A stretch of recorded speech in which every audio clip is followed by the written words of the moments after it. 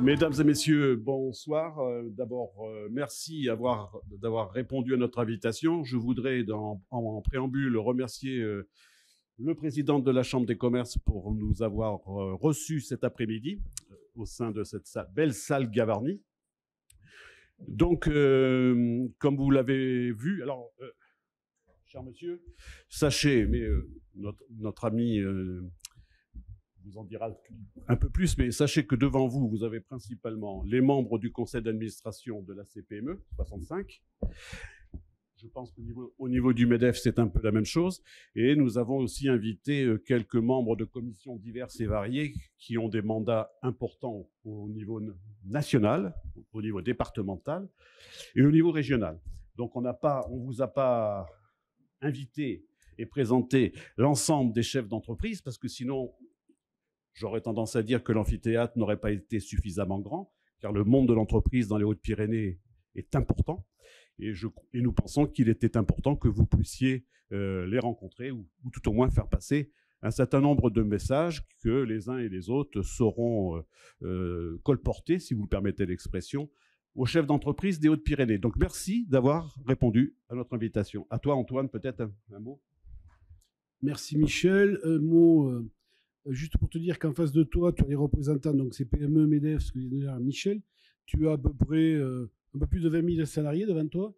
Ce sont les patrons, les présidents de syndicats qui vont après redescendre à la bonne parole dans les syndicats primaires. Là, tu as que les conseils d'administration et quelques éléments satellites qu'on a voulu et qu'on a souhaité inviter. On vous a fait passer quelques thèmes, quelques sujets. Vous les abordez pas. Pour vous, la parole est libre. Pour nous, vous êtes nombreux. S'il avait fallu faire des débats, on y serait resté toute la nuit. Et puis, c'était pas top comme solution. Donc, avec Michel, on a pris la solution de vous recevoir un par un. Tu as un quart d'heure, 20 minutes, on ne chronomètre pas.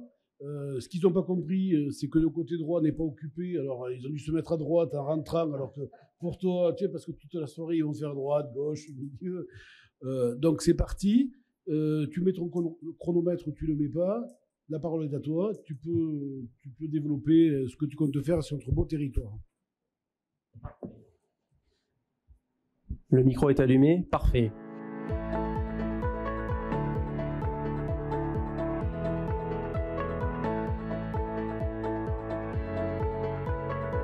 Bonsoir à tous. Et tout d'abord, merci au président du MEDEF et de la CPME pour leur invitation.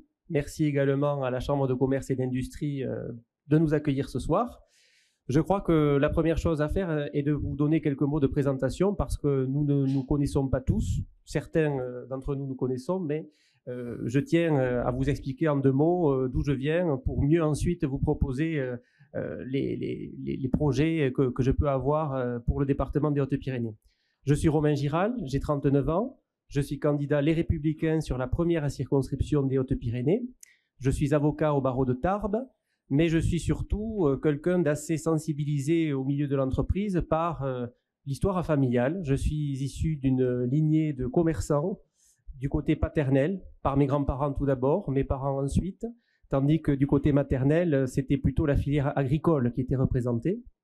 Et j'ai toujours été sensibilisé à ces questions parce que le sens du commerce, on l'a ou on ne l'a pas. Assez jeune, j'ai travaillé au magasin de mes parents, j'y ai pris goût. Je sais ce que c'est que de travailler en équipe, je sais ce que c'est que d'avoir à rechercher de la clientèle, je sais ce que c'est que d'avoir à gérer un budget, à recruter des personnes, puisque dans mon activité d'avocat également, eh bien, nous sommes chefs d'entreprise. Alors bien sûr, un cabinet d'avocat, c'est une TPE, c'est une toute petite entreprise, mais nous sommes confrontés à des choix de gestion, de recrutement, pour assurer le développement de nos cabinets. Bien évidemment, je conseille aussi des entreprises qui sont mes clientes, puisque dans le cadre de mon activité d'avocat, je suis amené à eh bien, traiter des dossiers de droit commercial, de baux commerciaux, etc. Donc, la vie économique des entreprises, c'est un peu mon quotidien. Alors, bien évidemment, l'objet de l'exercice de ce soir, je m'y plie bien volontiers parce que je considère que les sujets que vous avez proposés sont des sujets pleinement d'actualité et pleinement au cœur des débats que nous devons avoir pour le département des Hautes-Pyrénées. Nous sommes un petit département par sa population, mais si nous nous comparons à des départements voisins, y compris dans le sud-ouest de la France, nous pouvons faire le constat du maintien d'un noyau industriel que certains de nos voisins pourraient encore nous envier. C'est la force de notre département. Bien évidemment, nous avons perdu ce que nous appelons les grandes cathédrales industrielles, en particulier autour de Tarbes, mais aujourd'hui, s'il reste encore des entreprises performantes, grâce aussi à l'action des entrepreneurs et des collectivités territoriales qui y travaillent chaque jour, c'est que précisément nous avons encore de beaux outils industriels qu'il nous faut développer. Alors je me plie bien volontiers à la liste des sujets qui ont été proposés pour l'organisation du débat de ce soir. J'ai fait le choix d'évoquer rapidement tous les sujets pour ne pas en laisser de côté, mais si vous me le permettrez, je souhaiterais ensuite évoquer également le cadre national du programme dans lequel tout ceci s'inscrit, parce que nous ne sommes pas dans une élection locale. Je considère que le parcours, que la personnalité des candidats à cette législative est primordiale pour vous donner une idée et pour vous donner envie de vous décider les 12 et 19 juin.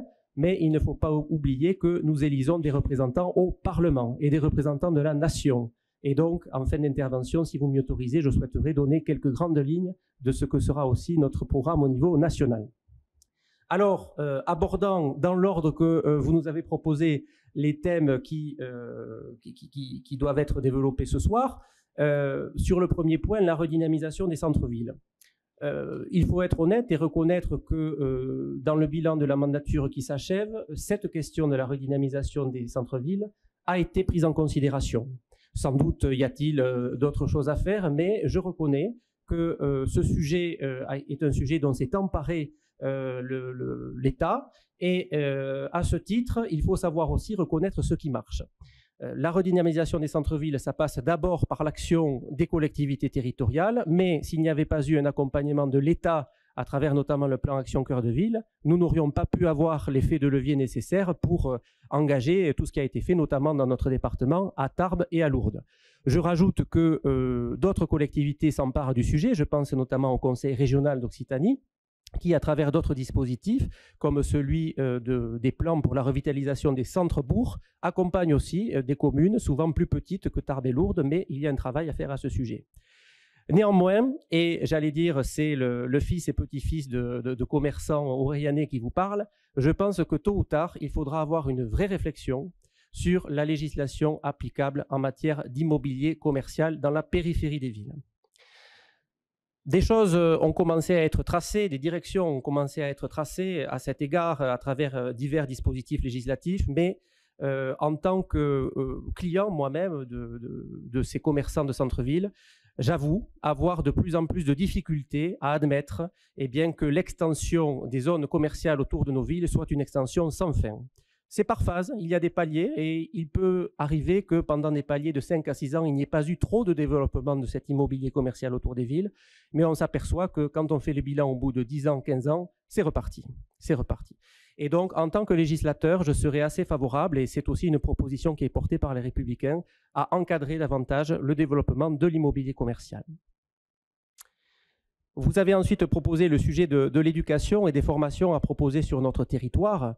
À cet égard, on peut se féliciter d'avoir à Tarbes un pôle universitaire et de formation supérieure qui, là aussi, nous est envié par d'autres villes de même strate de population. Par le passé, l'État a été sollicité pour ouvrir des filières véritablement nouvelles. Il a été question, à un moment donné, un effort avait été entrepris pour réfléchir à l'ouverture d'une unité de droit, par exemple. Il faut faire le constat que cela n'a pas été possible et qu'à mon avis, nous n'irons pas dans cette direction-là à l'avenir. Par contre, un projet qui est très important pour l'avenir et pour l'avenir du pôle universitaire de Tarbes, c'est le projet d'université technologique. Je crois que sur ce sujet-là, l'accord de tous est indispensable, État, région, agglomération, département, et que cet accord, nous n'aurons pas de grandes difficultés à le trouver. Bien sûr, ensuite, il faut trouver un calendrier, des financements, mais je crois que nous pouvons avancer vers la création de cette université technologique qui, de surcroît, correspondrait, de mon point de vue, à un véritable héritage de la tradition industrielle de Tarbes et des Hautes-Pyrénées. Et il y aurait une logique, effectivement, à regrouper des formations qui, pour l'instant, dépendent d'universités, dépendent hiérarchiquement d'universités différentes, pour les regrouper sous le chapeau d'une nouvelle université technologique. Un mot sur l'agriculture. Alors là, c'est un sujet que j'aborde très, très régulièrement dans l'ensemble de nos réunions publiques. Nous en avons déjà tenu 5 et il en reste 3. Je crois que l'agriculture ne peut se contenter de déclarations d'amour parce qu'il y a la parole et il y a les actes. Et on fait le constat que, s'agissant du développement et du soutien aux agriculteurs qu'absolument tous les candidats vont revendiquer ce soir, il y a eu des choix malheureux qui ont été opérés. Je crois qu'en particulier, la question de l'adduction en eau de nos agriculteurs, et en particulier dans la zone de coteaux, est une question absolument primordiale. Il y a eu des bagarres politiques, idéologiques majeures dans certains autres départements de la région, je pense au Tarn, autour de la création des grands barrages, et je souhaite clairement annoncer que la question de l'adduction en eau et des projets collinaires, ce sont des projets que nous soutiendrons si nous sommes élus au Parlement. Il ne faut pas avoir plusieurs langages. De la même façon, quand on défend le pastoralisme en montagne, il faut réellement se soucier du soutien aux filières locales et du maintien de dispositifs d'aide qui, sur l'agriculture de montagne, ne fonctionnent pas si mal à l'heure actuelle, il faut le savoir, mais ceux qui connaissent la question le savent. Autre sujet sur l'aéroport Tarbes-Lourdes-Pyrénées. Alors, c'est un sujet qui, pour le coup, de mon point de vue, n'est pas un sujet dépendant directement de la compétence d'un député. Vous savez que la gestion de la plateforme aéroportuaire dépend d'un syndicat mixte pyrénéen qui réunit l'agglomération, le département, la région. Et c'est aujourd'hui le syndicat mixte pyrénéen qui pilote, avec un certain succès d'ailleurs de mon point de vue, l'organisation des vols et l'organisation de la structure aéroportuaire. Je voudrais dire 2 choses très rapides à ce sujet. D'abord, on entend souvent que Tarbes et Pau ont raté le coche il y a 40 ans lorsque s'était posée la question de la création d'un aéroport commun entre les 2 villes. Il ne faut pas sans cesse ressasser ce qui appartient au passé. On peut faire le constat aujourd'hui que la zone industrielle qui se trouve autour de l'aéroport Tarbes-Lourdes-Pyrénées est aujourd'hui celle qui est le plus porteuse d'un certain dynamisme économique propre avec l'installation et la réinstallation de nouvelles entreprises autour de cet aéroport. Donc ne nous lamentons pas sur de possibles erreurs du passé et faisons le constat qu'aujourd'hui, cette zone de l'aéroport, elle fonctionne.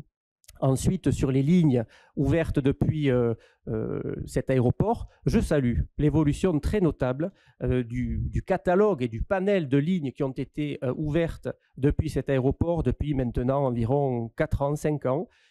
Il y a pu avoir des inquiétudes et la question du maintien de la ligne vers Paris est pour moi absolument essentielle. Elle précède naturellement la diversification vers des destinations plus touristiques. Il faut conserver cette ligne vers Paris. Je crois que nous allons réussir à la conserver. Je rappelle que ce n'est pas la première fois qu'Air France n'assurera plus la liaison entre Tarbes-Lourdes-Pyrénées et Paris. Lorsque j'étais étudiant, à l'époque, c'était Air Liberté puis Air Lib qui, pendant quelque temps, avait assuré cette desserte. La vérité d'aujourd'hui n'est pas forcément la vérité de demain, mais ce qui compte, c'est de ne pas avoir d'interruption dans le service aérien vers Paris, et je crois que les solutions mises en œuvre et esquissées par Pyrénéa vont à cet égard dans le bon sens.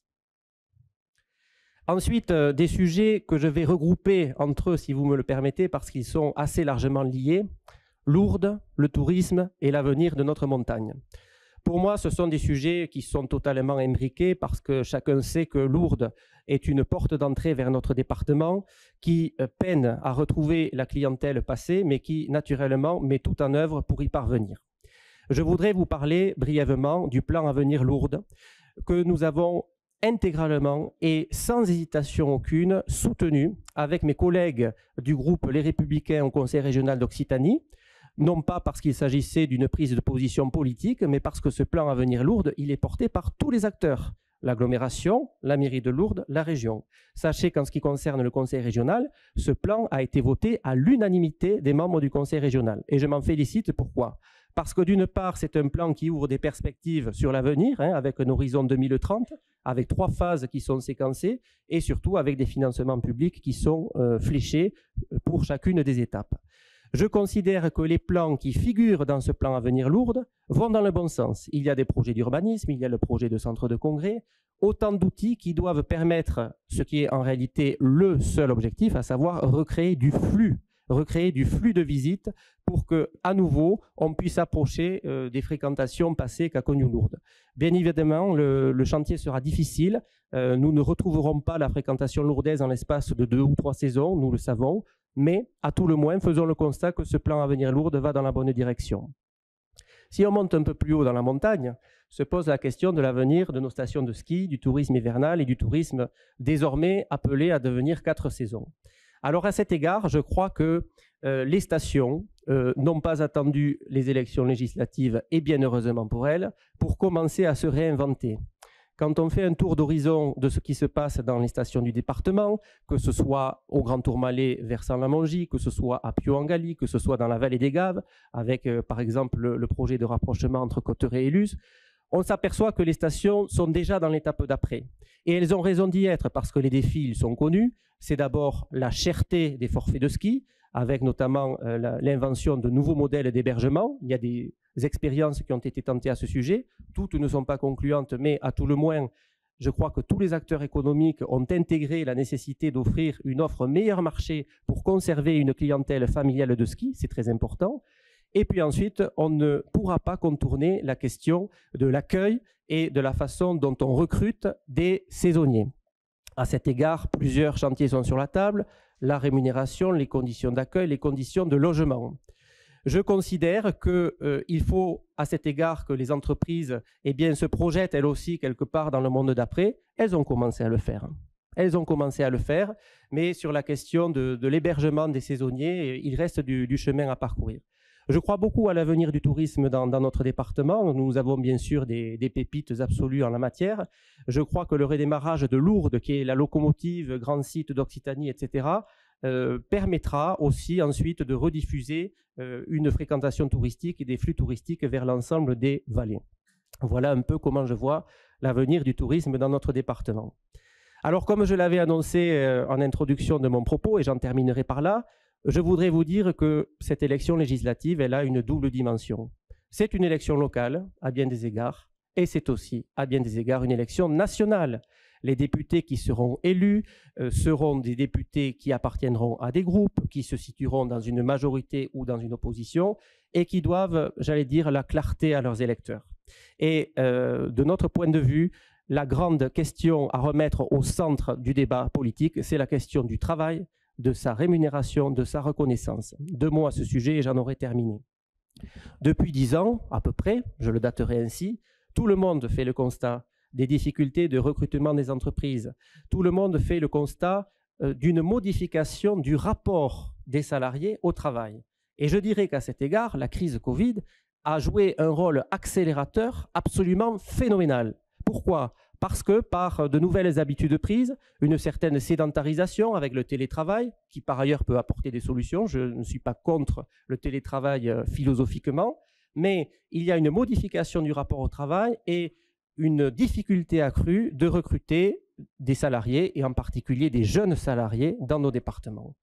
Je crois qu'il faut que le débat public porte sur la nécessité absolue de recreuser un écart entre le revenu pouvant être issu du travail et celui pouvant être issu de toute une série d'aides. Pour 2 raisons. D'abord parce que c'est juste, c'est-à-dire que le travail doit mieux payer. Et les entrepreneurs que vous êtes, souvent, partagez, vous les premiers, ce constat. Pour y parvenir, nous faisons une proposition, parmi d'autres, mais je ne citerai qu'une seule de ces propositions, c'est la diminution massive de la CSG pour que le net perçu par le salarié augmente sans que le coût de la masse salariale côté employeur augmente. C'est une mesure de bon sens qui a été évoquée et développée pendant la présidentielle. Nous l'avons reprise dans le cadre du projet législatif que nous présentons avec les Républicains.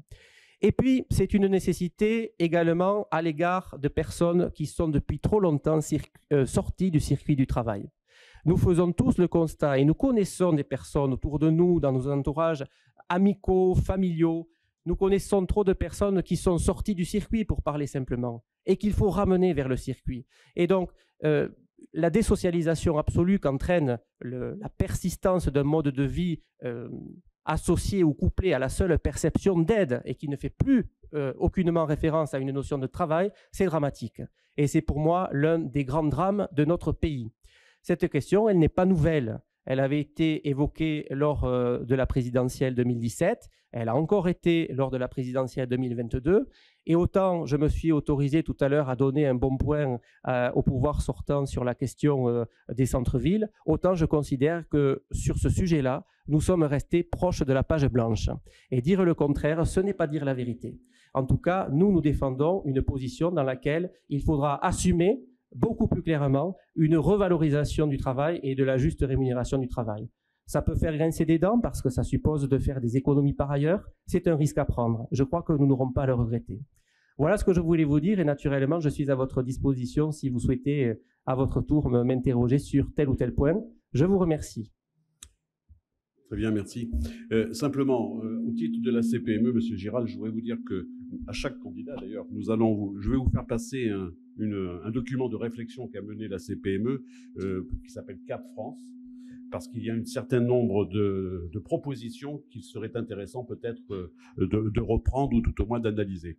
Si vous le permettez, vous avez dit très vite, c'était une élection je dirais à deux têtes, locale et nationale. Le local, on ne portera pas de jugement de valeur sur les présentations des uns et des autres. Je crois que vous êtes assez férus sur ce domaine. Par contre, au niveau national, là, c'est ce qu'on attend d'un député, c'est qu'il puisse quand même réfléchir sur les décisions nationales qui nous tombent sur la figure, nous, les chefs d'entreprise. Les entreprises, elles sont prêtes à participer au développement national. Sauf qu'il leur faut un cadre, mais un cadre qui soit un cadre qui puisse leur permettre un engagement, une protection des risques qu'ils encourent, d'une part, et surtout, peut-être aussi, j'aurais tendance à dire, il faut mettre une politique d'incitation plutôt que de les pénaliser. Voilà. Donc là, et nous attendons d'un député au niveau national qu'il sache faire passer ce message. Et si vous le permettez, je vous ferai passer les réflexions que nous avons menées. Bon, merci Michel. Très bien. Merci Romain. Bon, la place de premier n'est pas toujours facile. Tu t'as bien sorti. En plus, je regardais le chronomètre, c'était parfait. Alors, ils vont être frustrés parce qu'on a dit on ne posait pas de questions, on doit passer tous les candidats ce soir. C'est dommage, mais c'est le parti pris qu'on avait fait et c'était le jeu. Donc, on vous a écouté. Merci d'être passé le premier, merci d'être venu ce soir, d'avoir été, même si il y a un petit décalage, à 17h. C'est pas facile pour les entrepreneurs, mais aussi pour vous. Je sais que ce soir, vous êtes pris, donc on vous remercie d'être passé, je vous accompagne. Merci beaucoup, merci à tous. Au revoir.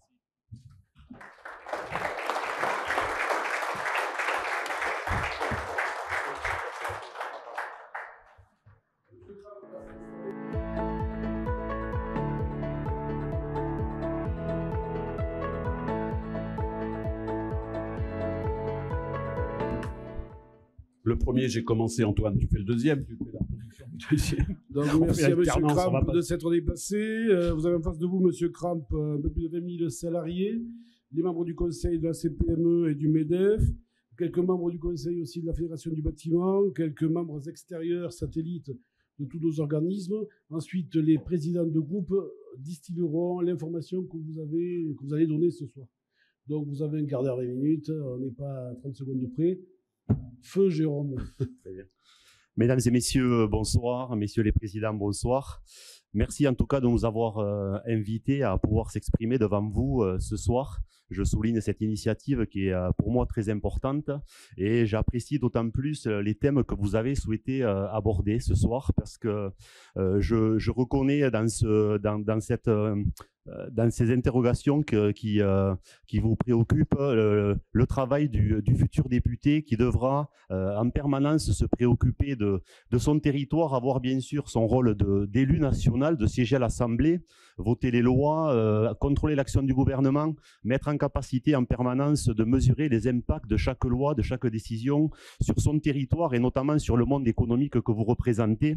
Et ça, je pense qu'il faut s'en donner les moyens et c'est en faisant un un travail de terrain, de proximité, en étant un acteur de la vie économique de son territoire, que l'on peut être un parlementaire à la hauteur de ses ambitions.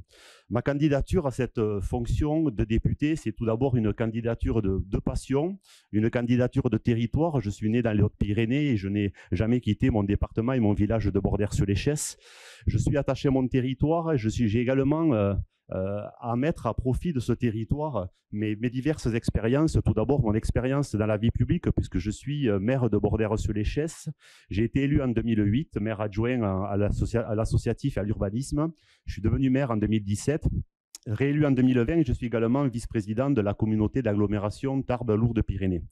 Cette vision d'élu, elle est pour moi aussi essentielle, puisque les travaux qui sont faits au niveau de l'Assemblée nationale impactent aussi nos collectivités qui sont un donneur d'ordre important pour vous, les entreprises de notre territoire. C'est aussi avec mon expérience professionnelle, je dirais même mes expériences professionnelles, que je veux demain siéger à cette Assemblée, puisque j'ai débuté ma carrière dans la fonction publique. Je suis un ancien de l'Arsenal de Tarbes, un ancien du GIAT. J'ai poursuivi ma carrière au sein du ministère de la Défense et j'ai quitté la fonction publique en 2011 pour créer ma propre structure. Aujourd'hui, je suis gérant de 2 bureaux d'études qui emploient au total 20 collaborateurs. Un bureau d'études spécialisé dans le bâtiment et un autre bureau d'études spécialisé dans les métiers de l'eau et l'assainissement. Avec ces différentes visions de l'activité économique et de l'activité générale de notre territoire, je veux porter à l'Assemblée la voix de notre département et de ses spécificités, la voix de la ruralité, la voix de la montagne, la voix aussi des TPE et des PME qui font la richesse de notre département, puisque nous avons la chance sur les Hautes-Pyrénées d'accueillir des grosses entreprises autour de Tarbes, autour de la plateforme aéroportuaire, mais aussi beaucoup de TPE qui sont localisées sur l'ensemble du département, sur les zones d'activité qui ont été développées par les intercommunalités et qui font la force de notre territoire. Un domaine, les TPE, PME, que je connais puisque je fais partie de cette force de travail, cette force économique, et je sais qu'elles ont besoin d'être accompagnées. Elles créent de l'emploi, elles fixent de l'emploi sur notre département et elles contribuent au dynamisme de nos communes. Je vais donc aborder les différents thèmes que vous avez souhaité qu'on évoque ce soir devant vous, et à commencer par la redynamisation des centres-villes et souligner là l'action qui est menée par les collectivités, si on parle de notre agglomération, par la ville de Tarbes et la communauté d'agglomération.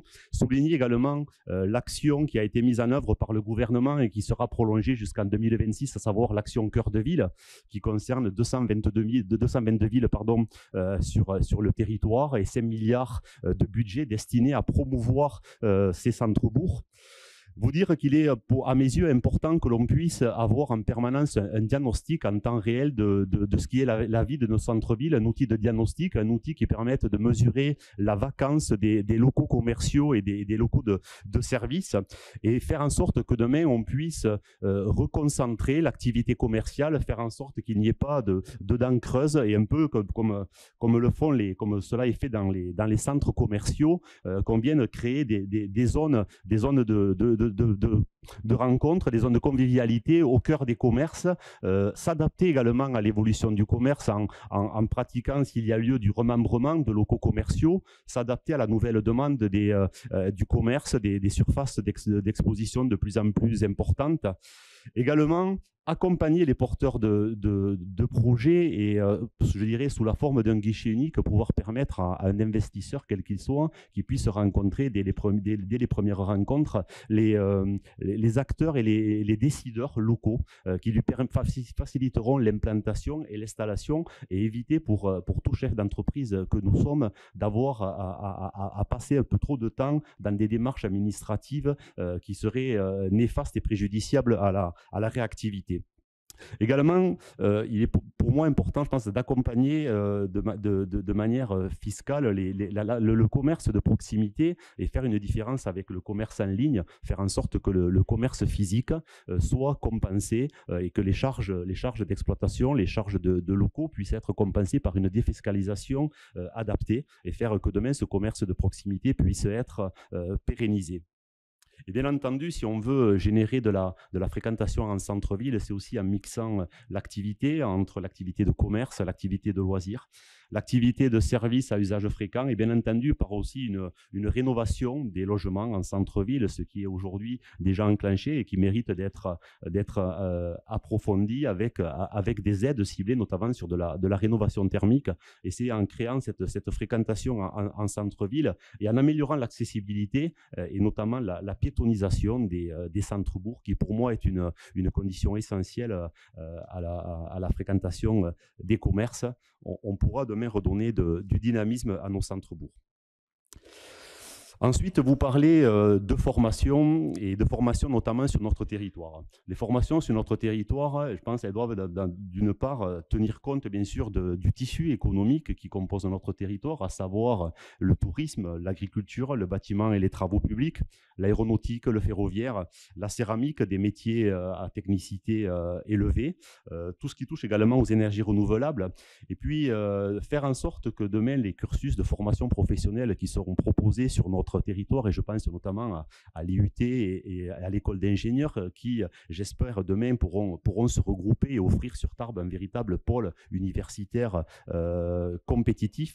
Des formations qui devront suivre les besoins et faire en sorte qu'aujourd'hui, la pénurie de recrutement qui concerne les divers secteurs que j'ai énumérés auparavant puisse être pourvue et qu'on puisse former des jeunes sur les métiers dont on a besoin sur notre territoire. Et cela, ça passera par une concertation, une association entre les entreprises et le monde de la formation pour que les formations puissent s'adapter en temps réel aux évolutions du métier, que ce soit dans le bâtiment, dans l'industrie ou dans l'hôtellerie et le tourisme, et même anticiper les évolutions et que demain, on n'ait pas des périodes creuses où ce manque de main-d'œuvre tel que nous le vivons à l'heure actuelle dans les divers domaines soit préjudiciable à cette reprise d'activité, et notamment, je pense aussi à la saison dans tout ce qui est la partie tourisme.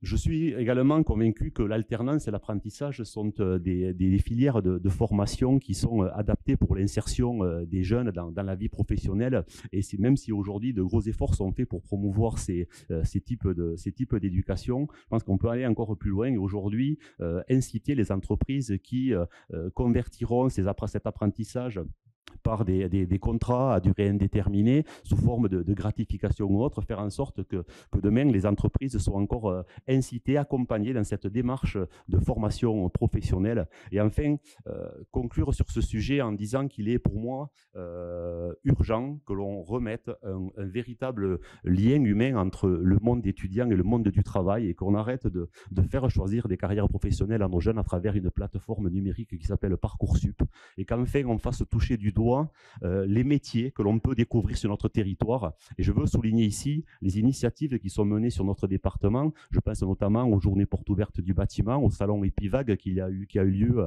dans la vallée des Gaves, également aux opérations TAF qui ont été menées par la région 2 fois sur Tarbes. Ce type d'initiative, il émane de ces organisations professionnelles et il est vraiment honorable et il permet aux jeunes de se rendre compte que sur notre département, il y a une multitude de métiers dans divers niveaux de compétences et avec des facilités de déroulement de carrière proposées à tout le monde.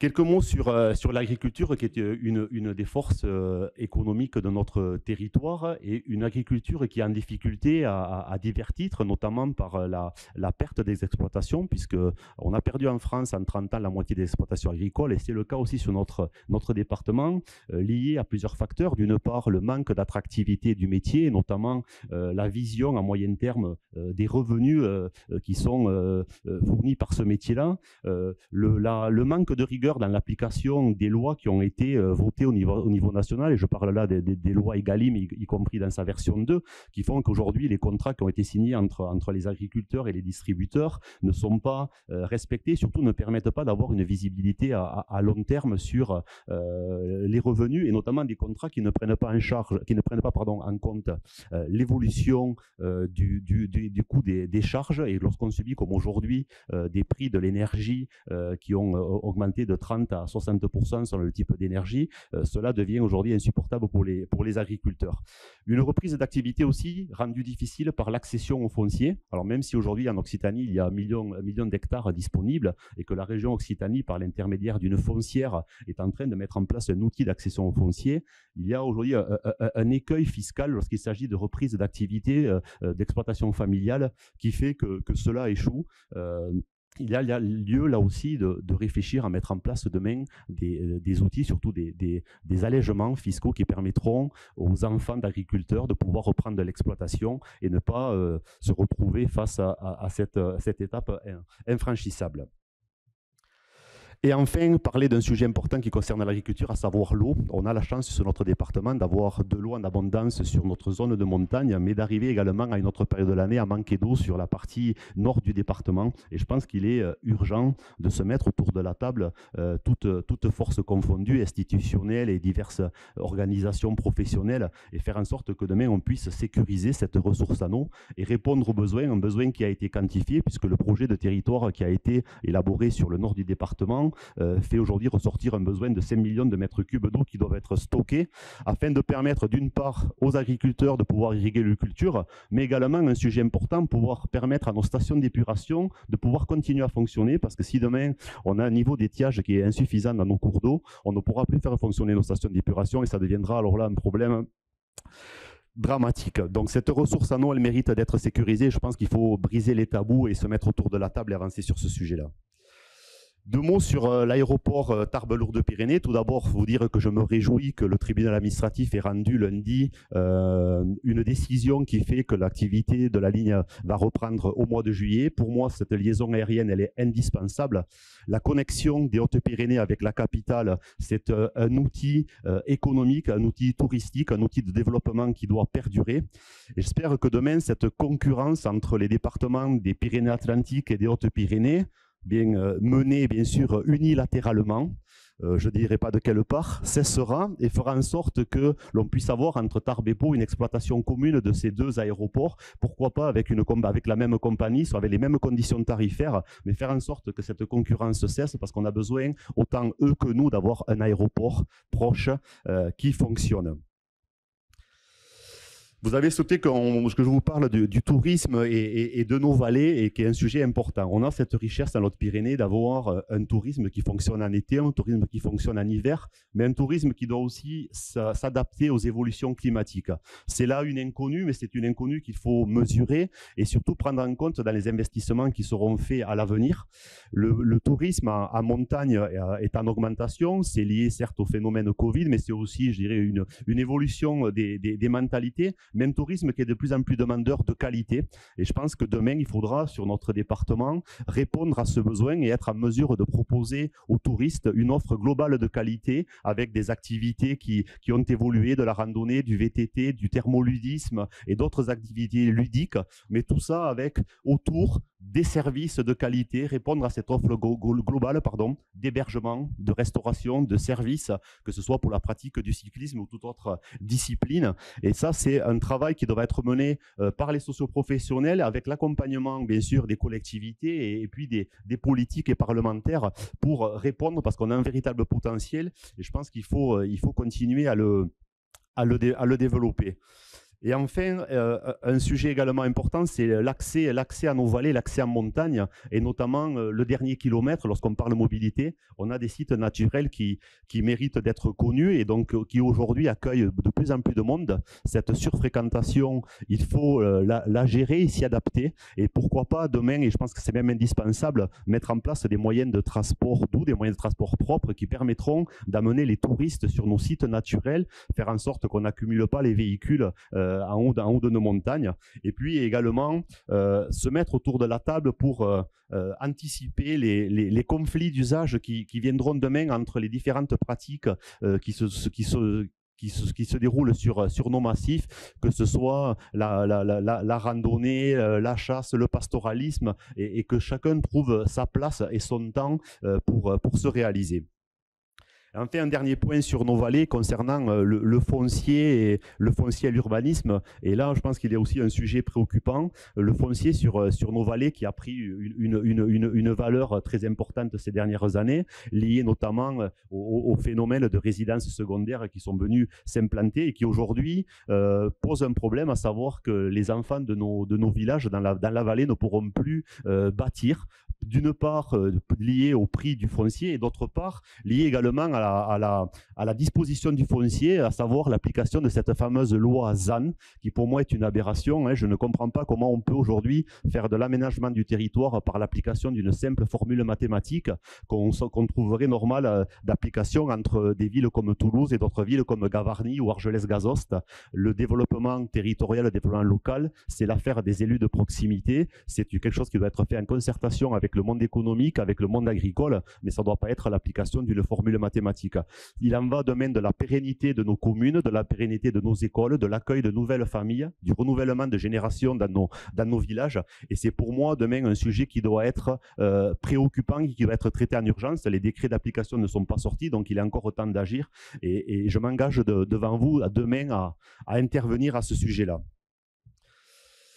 Pour parler de Lourdes et dresser un constat rapidement, Lourdes en 2019, c'était 3 millions de nuitées et en 2020-2021, c'était 80-90% en moins de fréquentation. Cette année 2022 qui s'annonce, elle est, à mes yeux, et après avoir également échangé à diverses reprises avec les professionnels du domaine, l'année de tous les dangers, une année d'une part qui voit les aides de l'État disparaître, une année également qui voit arriver une nouvelle forme de fréquentation, à savoir un tourisme individuel qui petit à petit prend la place au tourisme de groupe qui faisait, je dirais, la force de Lourdes. Un tourisme individuel qui a de nouvelles habitudes de consommation avec des réservations au dernier moment, comme l'ont fait nombre d'entre nous, mais qui ne permet pas aux professionnels du tourisme lourdais d'avoir une visibilité, qui ne permet pas aux professionnels du tourisme d'investir dans la rénovation de leurs outils de travail et qui derrière provoque également une chute d'activité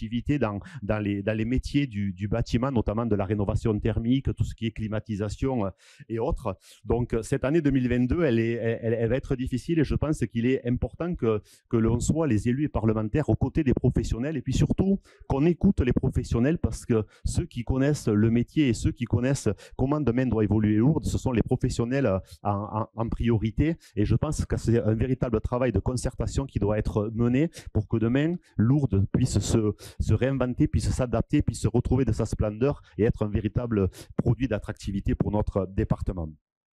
Et je finirai par aborder quelques petits sujets rapidement, parler notamment de la commande publique, un sujet que je connais bien puisque je suis maire et également chef d'entreprise, et dire que cette commande publique, elle doit aussi s'adapter et faire en sorte qu'aujourd'hui, ce que nous sommes en train de subir, cette hausse des matériaux, ce soit également, je dirais, l'État qui en prenne sa charge et que demain, les collectivités voient leurs subventions réindexées sur cette évolution du prix des matériaux et faire en sorte que les projets qui ont été initiés par les collectivités il y a quelques mois puissent voir le jour et puissent donc du coup provoquer de l'activité pour les entreprises que vous représentez tous aussi.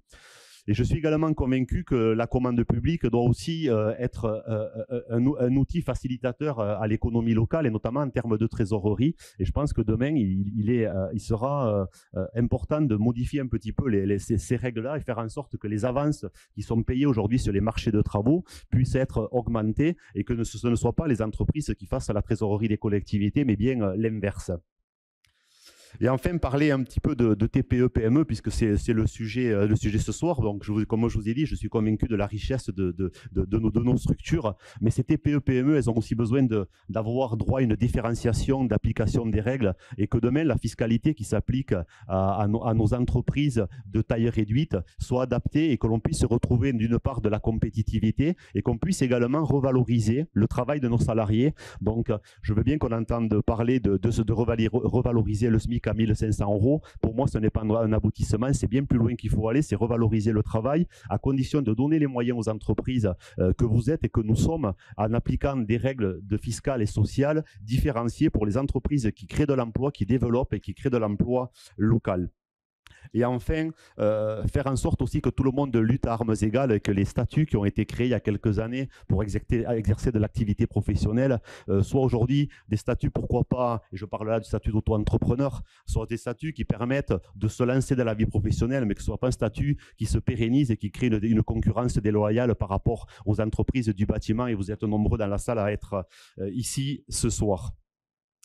Et je finirai un dernier point sur l'emploi. Donc l'emploi, je le disais en intro de mon propos, qui est aujourd'hui une véritable problématique dans tous les domaines, une difficulté à recruter, un emploi qui manque d'attractivité, un emploi également qui est souvent lié à l'activité du conjoint. Et je pense qu'il est aussi indispensable que demain, toutes les forces puissent se mettre autour de la table et imaginer un guichet d'accueil où les personnes qui viendront travailler dans notre département pourront également avoir une offre globale, trouver de l'emploi pour les conjoints, trouver des formations pour leurs enfants et redonner de l'attractivité à notre territoire.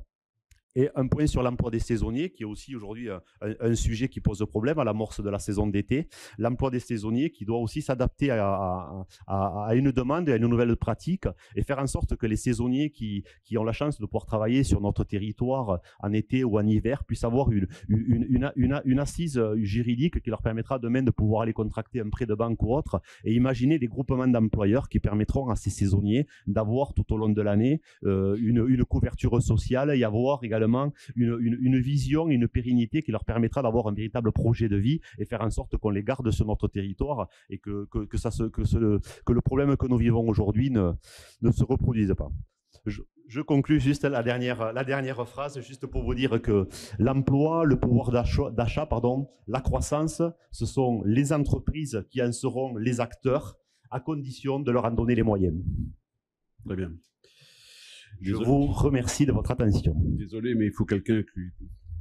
Il faut jouer un peu le maître des horloges. On va dépasser. Alors je dirais la même chose qu'au premier. La CPME vous fera, des Hautes-Pyrénées vous fera passer les propositions sur lesquelles nous avons réfléchi pour cette prochaine mandature. Donc, vous recevrez ça prochainement. C'est dans le cadre de Cap France PME. Et j'espère que vous saurez retenir un certain nombre de propositions. Je m'y attacherai, c'est sûr. Merci Jérôme. Bon, le timing est un peu court, tu avais plein de choses à dire. On te réinvitera, ne t'inquiète pas. Et si au deuxième tour, tu sauras peut-être rappeler pour qu'on puisse participer. Alors, le MEDEF, puisque tu parles beaucoup de la CPME, mon ami Michel a fait passer les propositions nationales déjà. Voilà, nous on les a envoyées, quoi. Donc ils les ont reçues. Bon, après, c'est du national, mais nous, aujourd'hui, on voulait entendre parler du local. Donc, merci pour avoir respecté à peu près le timing, c'est pas très grave. Et on passe au candidat suivant. Merci.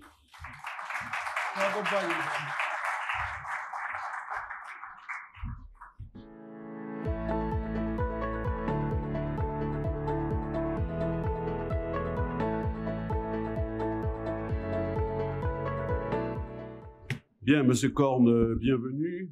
Sachez que vous avez devant vous des chefs d'entreprise adhérents au MEDEF et à la CPME des Hautes-Pyrénées, que parmi eux, nous avons surtout invité les membres du conseil d'administration des deux structures, ainsi quelques personnalités qui nous représentent dans différentes institutions, différents mandats, et il nous est apparu important qu'ils vous écoutent et qu'ils puissent éventuellement partager avec les chefs d'entreprise des Hautes-Pyrénées vos propos. Oui. Ce qu'on n'a pas dit au départ, c'est que nous avons invité les candidats les plus importantes de formation. Donc je remercie M. Corne, puisqu'il représente la France Insoumise et il se plie à l'exercice. Nous avions aussi invité les deux représentants du Rassemblement national, du Front national, qui n'ont pas souhaité participer au débat ce soir. Vous êtes peut-être étonnés de ne pas les voir, mais parce qu'ils ont décliné l'invitation à la dernière minute. Donc M. Corne, je lance le chronomètre, mais vous pressez pas. On vous donne le temps qu'il faut. Merci à vous. Oui, bon, je vais peut-être me présenter d'abord brièvement. Donc, je m'appelle Grégory Corne, j'ai 41 ans. J'habite à Montléon-Magnoac. Je suis enseignant au lycée de Lannemezan, où j'enseigne donc les lettres modernes, et donc candidat sur la 2e circonscription des Hautes-Pyrénées pour cette nouvelle union populaire, écologique et sociale. Voilà, donc moi, je suis pas venu vous raconter d'histoire. Je vais pas être exhaustif sur toutes les thématiques qui ont été proposées. Je vais essayer de vous donner, comment dire, les grandes orientations qui seront effectivement les miennes si je suis élu sur la circonscription. Bon, et d'abord, peut-être pour répondre aussi à un certain nombre de prévenances qui pourraient être les vôtres, moi je voudrais prendre le contrepoint des représentations traditionnelles qui font percevoir finalement les intérêts de la gauche et des entrepreneurs comme antagonistes. Bon, à mon avis, il n'en est rien. On a des intérêts communs, à l'évidence. Moi, je fais partie d'une famille politique qui est une famille humaniste, profondément républicaine, et qui vise l'intérêt général. Voilà ce qu'on vise. Et il me semble que de ce point de vue, on partage quand même cette préoccupation. De toute façon, la justice sociale, la concorde, elle est bonne pour tout le monde, y compris pour l'économie. Elle est absolument nécessaire. Bon. Pour nous, l'économie doit être au service de l'intérêt général. Et donc, il nous faut chercher un équilibre dans la société, entre les différents partenaires, et également en rapport avec notre environnement, sans quoi, de toute façon, rien ne sera possible. Et rien d'économique ne sera possible non plus. Or, aujourd'hui, très clairement, cette harmonie qu'on recherche tous, elle est menacée. Et il faut en avoir conscience et il faut le dire. Moi, c'est vraiment un discours réaliste que j'entends apporter ici. Elle est menacée d'abord par l'urgence écologique. Et je pèse mes mots et je vais rappeler quand même quelque chose. Et là, je me place du côté de la science et de la rationalité. Le GIEC nous donne 3 ans pour agir d'une manière ferme. Sans quoi, eh bien, les phénomènes auxquels on assiste, qui ont commencé dès maintenant, de sécheresse, de pénurie d'eau, comme on le voit ici aussi, de catastrophes climatiques qui vont de plus en plus nombreuses et qui vont entraîner des déplacements de population et qui vont nous mener d'une manière ou d'une autre dans le chaos. Bon. Alors, on sait que ce phénomène est maintenant irrémédiable. Le phénomène de réchauffement a déjà commencé, mais on peut le limiter. Comment ? Eh bien, en canalisant nos modes de production et nos modes de consommation. Je pense que tout le monde sera d'accord là-dessus. C'est-à-dire qu'il n'y a plus tellement de personnes aujourd'hui qui sont climato-sceptiques. Tout le monde admet ce fait-là. Donc, il nous faut agir sur ces 2 plans et ce, de manière ferme. Et pour ça, l'analyse que je fais moi, avec les gens de ma famille politique, c'est qu'il faut sortir finalement des logiques qui ont été celles qui nous ont amenés dans cette situation. Et cette logique-là, c'est une logique essentiellement de mondialisation. La mondialisation néolibérale détruit de fait notre économie et notre environnement. Donc il nous faut sortir de cette logique qui en plus est mauvaise pour les peuples avec le dumping social. Je pense qu'on est tous d'accord aussi pour faire ce diagnostic-là. C'est-à-dire qu'en fait une mise en concurrence des droits sociaux entre les différents pays qui entraîne en plus un bilan écologique désastreux. Et donc voilà, ce qu'il nous faut, c'est limiter drastiquement l'émission des gaz à effet de serre et prendre des mesures d'adaptation dès maintenant de notre économie. Tout le monde est d'accord sur ce fait-là. Et donc ça va impliquer effectivement un certain nombre d'adaptations, mais qui doivent être d'une certaine manière très rapides et assez radicales. Donc dans ce cadre, la seule réponse possible, c'est celle du protectionnisme, et qui soit un protectionnisme écologique, qui est le seul modèle de toute façon soutenable à long terme. Et d'ailleurs, la crise récente du Covid nous l'a rappelé. On ne doit pas dépendre des autres États pour nos productions essentielles. On s'est trouvé dans une situation où lorsque la crise a éclaté, finalement, il était déjà trop tard pour relocaliser la production. Donc on a bien dû faire avec. Et on s'est retrouvé finalement dépendant de pays, y compris pour nous fournir du Doliprane ou des masques en tissu. Donc ça a été quand même un bon révélateur de la situation dans laquelle on se trouve aujourd'hui. Bon, très clairement, on ne doit pas dépendre des autres pays pour nous chauffer, pour nous nourrir, pour, d'une certaine manière, tous nos besoins élémentaires. Donc cette relocalisation, que j'appelle de mes voeux, très clairement d'un lot de Pyrénées, elle implique d'anticiper. Il faut anticiper cette transition. Donc je vais parler des secteurs clés, effectivement, de l'économie locale, du tourisme, de l'industrie et de l'agriculture. Concernant le tourisme, ça a été dit déjà par mes prédécesseurs, donc je partage effectivement ce point de vue. Il faut aller progressivement vers un tourisme 4 saisons. De toute façon, on n'a plus le choix, c'est une adaptation à la réalité.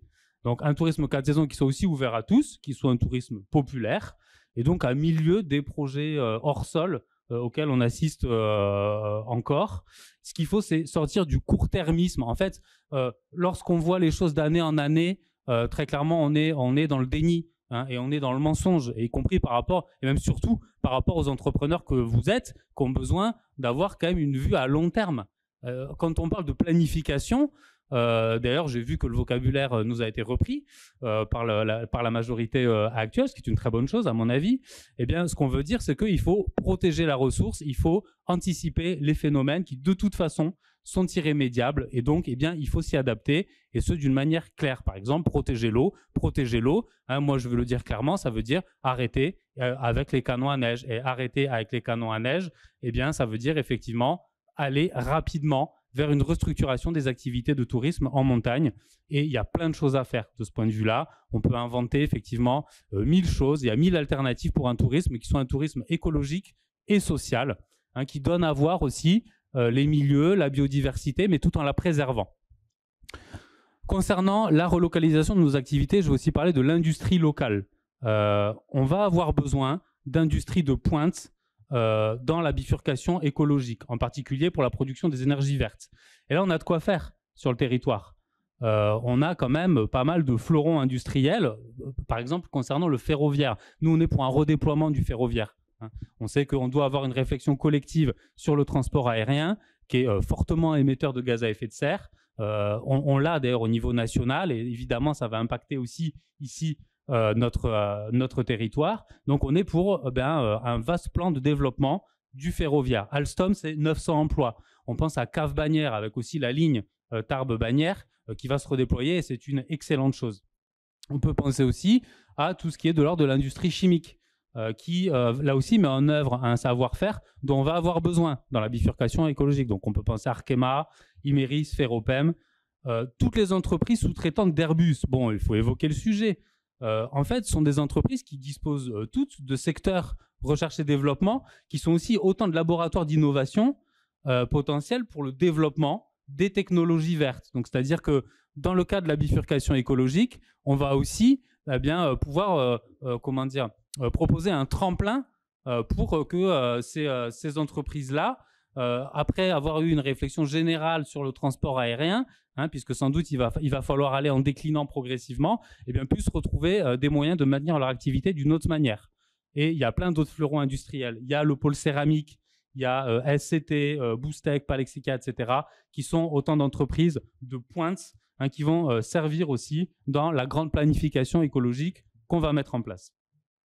Associé à ça, il y a un certain nombre de laboratoires de recherche appliquée en lien avec ces industries d'avenir. Je pense au CIMES, par exemple, le Centre d'ingénierie mécanique matériaux surface, CRTSI, le Centre de ressources compétences sur les composites innovants. Bref, il va falloir accompagner, il va falloir développer tous ces centres et leur donner les moyens d'aller vers justement une transition, hein, d'aller vers une recherche d'autres débouchés aussi pour ces entreprises-là. Quelques mots sur l'agriculture. Nous, ce qu'on veut très clairement, et là je le dis encore une fois sans langue de bois, on veut développer une certaine forme d'agriculture, on veut développer essentiellement l'agriculture biologique. Alors on en prend bien le chemin sur la région Occitanie. En Haute-Pyrénées, ça avance, on a encore des progrès à faire sur ce sujet. On veut mettre fin à l'utilisation du glyphosate, hein, et ce de manière immédiate, tout en accompagnant évidemment les agriculteurs qui l'utilisent encore aujourd'hui. Et on veut privilégier un secteur agricole qui soit basé sur des circuits courts, donc ça fonctionne très bien. Il y a pas mal de débouchés, on le voit en lien par exemple avec les cantines scolaires, avec une restauration locale, hein, et une gestion évidemment qui doit être une gestion parcimonieuse de la ressource en eau. Mais là aussi, je crois que c'est une préoccupation qu'on partage tous ici, on y a tous un intérêt. La deuxième grande urgence qu'on ne peut pas écarter dès lors qu'on s'inscrit dans un temps long et qu'on accepte finalement de voir la réalité actuelle du pays, c'est l'urgence sociale. Le constat, il est indéniable. On a 10 millions de pauvres en France. 10 millions de pauvres. Nous sommes plus que jamais dans un état d'urgence sociale. On l'a vu au moment du Covid, qui a agi comme un révélateur. Tout le monde a en tête hein, les grandes files d'attente de gens qui finalement allaient chercher à manger. Hein. On assiste à une détresse alimentaire dans ce pays riche. C'est quand même insupportable. Et encore une fois, ça menace la concorde. Et la concorde, elle est à la base du vivre ensemble et de toute notre économie également. Donc c'est quelque chose qu'il faut soigner. Hein. Il faut essayer de trouver des solutions pour lutter contre ce délabrement général de la société. En plus, on voit avec l'augmentation des prix et l'inflation galopante qui entraîne une baisse du pouvoir d'achat, qui va entraîner une situation de précarité pour des millions de gens, il va falloir trouver des moyens, des leviers pour réduire les inégalités de revenus, réduire les inégalités des conditions de vie. Ce sont des mesures de salubrité publique qu'il va falloir prendre. Nous, ce qu'on prône, ce sont des mesures qui sont des mesures de bon sens. Alors, ce sont des mesures qui peuvent faire peur, peut-être au premier abord, mais qui en réalité sont tout à fait chiffrées et tout à fait efficaces. La première chose, c'est le blocage des prix, on le dit, sur les produits de première nécessité. C'est quelque chose qui a déjà été fait, qui a été fait très récemment. Par exemple, pendant la crise Covid, on l'a fait pour certains produits. Je pense en particulier au gel hydroalcoolique, on a bloqué le prix parce qu'il y avait une nécessité. Là, on estime que dans la situation d'urgence dans laquelle on est, avec l'inflation à laquelle on assiste, un des leviers, c'est le blocage des prix sur les produits de première nécessité. À La Réunion, ils le font déjà. Ils le font et ça se passe très bien.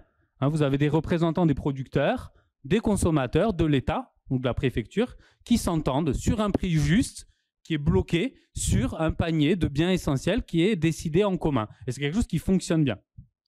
Deuxième mesure phare, le SMIC à 1 500 €. SMIC à 1 500 €, alors d'abord pourquoi ? Parce que c'est une mesure de justice sociale, pour commencer. Et puis ça s'inscrit aussi dans un cadre général qui est un cadre du choc de la demande. C'est-à-dire qu'il s'agit de relancer la consommation populaire. On sait que lorsqu'on augmente le SMIC, les gens qui sont payés au SMIC, leur argent, ils vont essentiellement le dépenser dans des activités qui ne sont pas des activités qui sont délocalisables. Donc c'est bon pour l'emploi. C'est bon pour l'emploi localement. Ça remplit les carnets de commandes. Ça remplit les carnets de commandes de nos artisans et de nos producteurs locaux. Donc ça amène à une redynamisation de l'économie. Alors évidemment, on a conscience que ce cercle vertueux, il ne se met pas en place du jour au lendemain. Et que dans l'intervalle, on va aider, en particulier les petites entreprises qui seraient bien incapables de verser supplément de salaire dans un premier temps.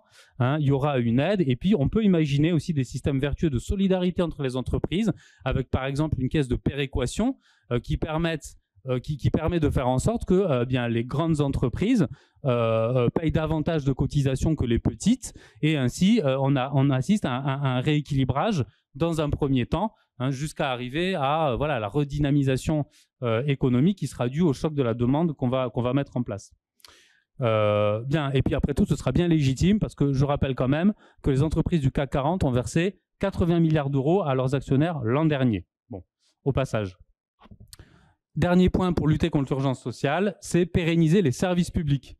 Oui, les services publics garantissent, d'abord, on est dans un système républicain, tout le monde doit avoir un accès aux droits essentiels, à la formation, à la santé, au transport, aux moyens de communication, au logement, à la culture. Et là, à cet égard, nous, on est clairement pour remailler tout ce qui a été détruit pendant plusieurs quinquennats de gestion néolibérale. Et ce sera bon pour tout le monde. Ce sera bon aussi pour les entrepreneurs, et ce, de manière claire. Les infrastructures qui viennent des services publics, je veux dire, elles sont utilisées par les entreprises. Si on n'a pas des routes en bon état, si on n'a pas aussi des écoles pour former nos enfants d'abord, et puis les employés, nos collaborateurs, si on n'a pas des services de santé, si on n'a pas des services culturels et de logement qui font que l'ensemble des acteurs du tissu économique puissent s'y retrouver, en fait, personne n'est gagnant, personne ne s'y retrouve. Donc tout le monde a intérêt à développer les services publics. D'ailleurs, on croit faire des économies parfois sur les services publics en dégraissant, mais de toute façon, ce discours-là, on l'entend depuis longtemps et il est mis en œuvre en fait depuis des années. On voit bien que non seulement ça ne fonctionne pas, et en plus, au final, ça peut coûter beaucoup d'argent.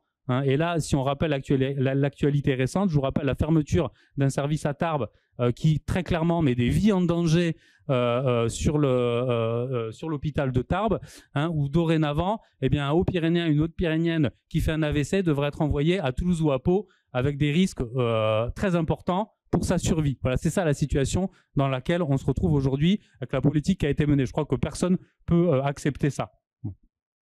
La formation. Nous, on est évidemment pour un renforcement de la formation et en particulier, là, ça va vous intéresser, la formation professionnelle. On pense qu'il faut orienter la formation professionnelle en fonction des nouveaux besoins sur un temps long, là encore, c'est-à-dire des besoins qui sont liés à la bifurcation écologique en particulier. On va avoir besoin de formation de pointe dans les secteurs de l'énergie, dans les secteurs de l'industrie. Et là, clairement, il nous faut renforcer les pôles déjà existants. On a quand même 6000 étudiants déjà dans les Hautes-Pyrénées, mais aussi développer de nouveaux pôles. hein. Moi, je vous l'ai dit, je suis enseignant à Lannemezan. Eh bien, on a des besoins de personnel qualifié dans les domaines alors, du tourisme, hein, puisqu'il faut transformer le tourisme et continuer à le développer d'une autre manière, mais aussi donc de l'industrie, je l'ai dit, et de la santé, puisque nous sommes quand même sur un bassin de population qui est vieillissant et on sait qu'on va avoir besoin de ces formations-là. Donc voilà, nous, de toute façon, au niveau national, hein, je sais gré à Romain Giralt d'avoir rappelé que c'était une élection nationale. Donc moi, je ne suis pas venu... Alors certes, on a conscience des enjeux locaux, mais globalement, ce qui compte, je pense pour vous, dans le discours d'un député, c'est de savoir dans quelle logique générale il va s'inscrire, hein, et avec son groupe parlementaire, qu'est-ce qu'il va voter? Parce qu'au final, c'est ça, hein, c'est le lieu d'un rapport de force, l'Assemblée nationale. Bon, donc moi, je le dis clairement, on est pour une logique de plein emploi, mais qui va nécessiter un investissement public, mais qui est chiffré. Il est chiffré, et donc là, on va passer à la dernière phase. Je pense que j'ai encore un petit peu de temps donc de mon exposé, sur le financement des mesures. Donc après plus de 2 ans de pandémie et maintenant plusieurs mois de guerre en Ukraine, eh bien, les grandes entreprises françaises, je vous l'ai dit, ont transféré plus de 80 milliards d'euros à leurs actionnaires, soit une hausse de 60% par rapport à l'année précédente. Je parle là de très grandes entreprises, évidemment. Donc si ces entreprises-là évoquent alors, un rattrapage de la période Covid, en réalité, il apparaît d'ores et déjà, et c'est un diagnostic qui est partagé, que les aides publiques, eh bien oui, expliquent une partie de ces bénéfices records. Donc on a assisté d'une certaine manière à bien un accaparement d'argent public par certains grands groupes. Et donc nous, on le dit, c'est une mesure de justice sociale, on est pour taxer ces profiteurs de crise. Alors en épargnant les TPE-PME et les entreprises locales. Bon. Autre manière de financer nos grandes mesures écologiques et sociales, rétablir l'ISF et aussi instaurer un impôt sur le revenu qui soit vraiment progressif. Actuellement, il y a 5 tranches. C'est un impôt qui est injuste. Et en plus, on assiste à des effets de seuil avec des basculements de tranche en tranche. Nous, on est pour un impôt vraiment progressif en 14 tranches, hein, et l'impôt sera rebâti sur un principe simple. Ceux qui ont plus cotisent plus, ceux qui ont moins cotisent moins. Et il n'y a pas d'inquiétude à avoir pour la très grande majorité de la population, puisque sur notre chiffrage, en dessous de 4 000 € net mensuels, eh bien, tout le monde paye moins. En conclusion, et pour résumer donc, le projet politique que je porte pour l'Assemblée nationale, c'est-à-dire pour l'ensemble de la nation, et y compris eh bien, les Hautes-Pyrénées, il s'agit de prendre en considération le réel, la réalité. La réalité, c'est le réchauffement climatique. Le réchauffement climatique, ça se règle par des mesures très fortes. Tous les scientifiques sont d'accord. On assiste de toute façon là à une lame de fond qui dépasse largement la région, l'État, l'Europe. On est sur quelque chose de mondial qui implique d'anticiper, de planifier. Donc moi, je m'inscris dans une logique de temps long qui implique de relocaliser notre production. Et relocaliser la production, eh ben, c'est une chance pour notre territoire. Voilà, parce que on va retrouver un regain d'activité et en plus sur des activités qui seront vertueuses et qui iront pour le bien commun et dans le sens de l'intérêt général. Voilà, j'ai terminé, je vous remercie. Parfait, parfait. Merci d'être venu.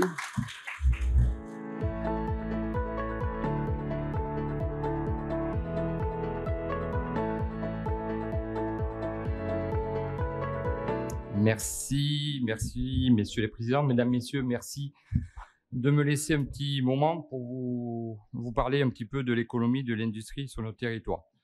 Les résultats de notre politique depuis 5 ans sont sans appel. Il y a 5 ans, le chômage était au plus haut. Aujourd'hui, et malgré la crise, il est au plus bas depuis 15 ans. 7,4 de pourcentage de chômage au plus bas en 2008. Sur le département, donc, et 15,9% de chômage pour les jeunes, le plus bas depuis 40 ans. Donc j'ai essayé de suivre un petit peu votre plan. Donc je ne parlerai pas de tout, je laisserai Lourdes en particulier à Benoît, qui en parlera, j'imagine. Donc sur la formation, nous avons mis le paquet sur l'apprentissage, vous le savez, 718 000 jeunes sont rentrés en apprentissage en 2021, alors qu'ils étaient moins de 300 000 en 2017. 718 000 contrats d'apprentissage signés en 2021, c'est plus 37% par rapport en 2020. Pour le département, c'est 3 000 contrats d'apprentissage et de professionnalisation, signé en 2021. Le résultat, c'est parmi les jeunes dont l'apprentissage se terminait en 2020, en pleine crise, 6 sur 10 ont trouvé un emploi dans les 6 mois. 60% sont en CDI. Un jeune, une solution a permis d'aider 4 millions de jeunes pendant la crise. Pour les 500 000 jeunes sans emploi et moins qualifiés, le contrat d'engagement jeune permet un suivi intensif. Aujourd'hui, grâce aux réformes déjà menées, l'enjeu n'est plus tant de lutter contre le chômage de masse que de s'assurer que la formation correspond réellement à vos besoins territoriaux. Nous renforcerons les fondamentaux à l'école, augmenter les heures de français et de mathématiques en primaire et en sixième et mettre les mathématiques dans le tronc commun du lycée. Nous commencerons à parler d'orientation dès le collège, connaître plus tôt pour mieux choisir plus tard. Tous les enfants découvriront de la 5e à la 3e plusieurs métiers, dont les métiers techniques et manuels. Faire du lycée professionnel une voie d'excellence avec la méthode qui a réussi sur l'apprentissage. Les périodes passées en stage en entreprise augmenteront de 50% et les jeunes seront rémunérés.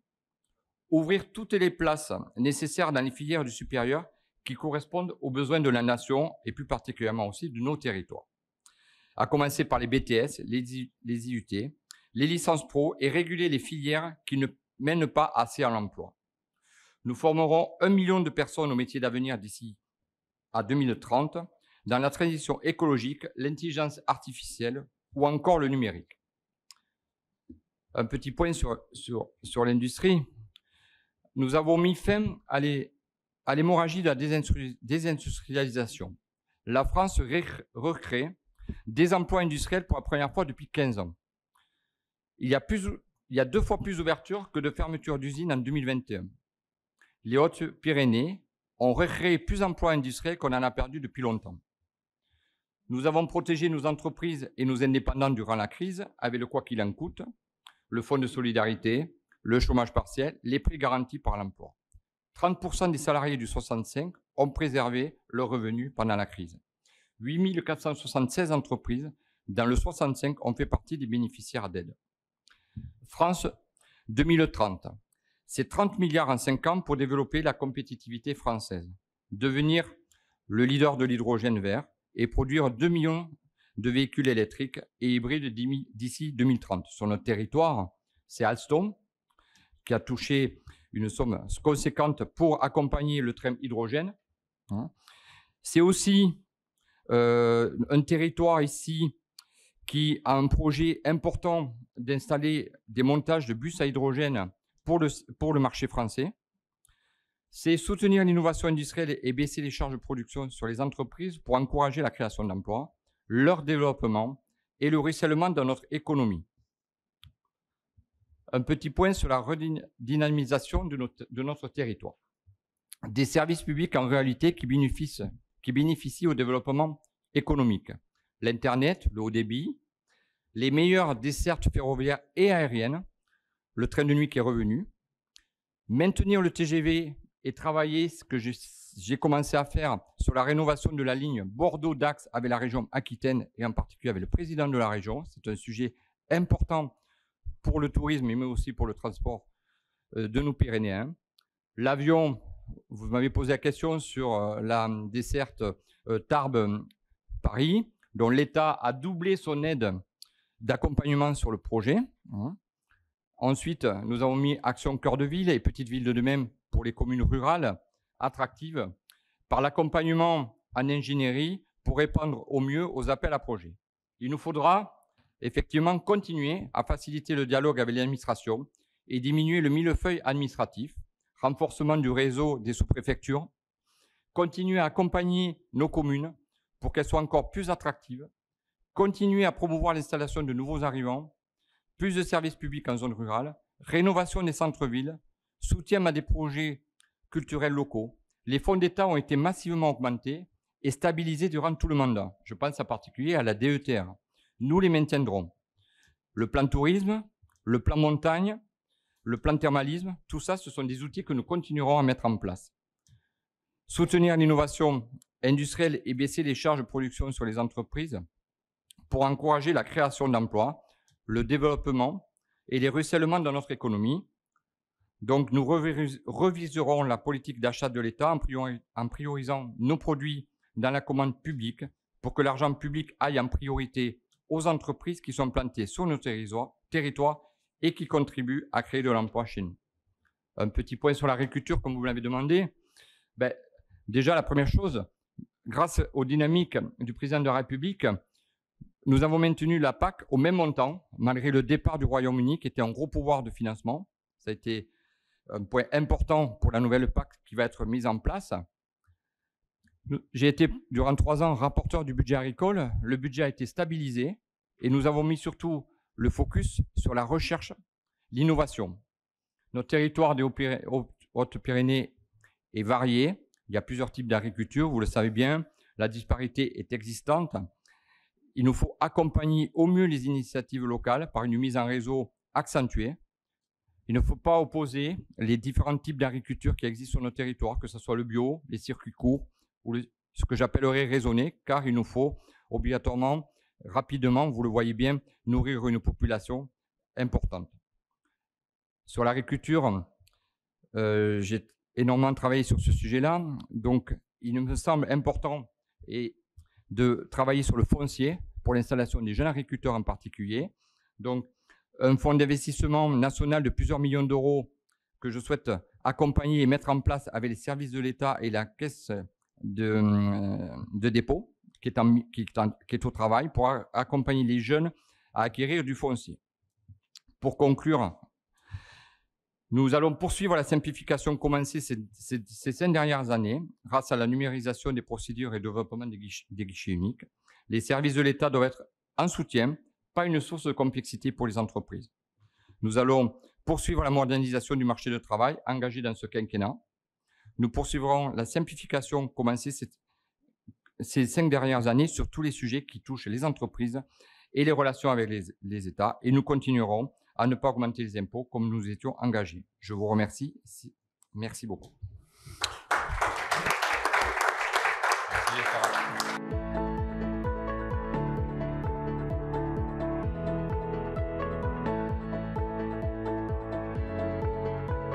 Ça me fait très plaisir d'être là aujourd'hui. Merci pour cette invitation. J'étais coutumier de ces réunions avec les organisations patronales, les fédérations professionnelles dans d'autres fonctions.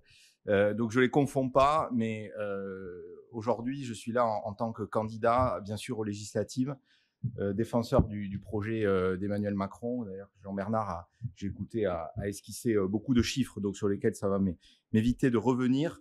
Et puis vous présenter peut-être avec Gaël Valin qui est là, que vous connaissez, nos priorités locales. Voilà. Donc, sur le point un peu macro, donc je pense que ce gouvernement a montré qu'il était pro-business dans ces dernières années,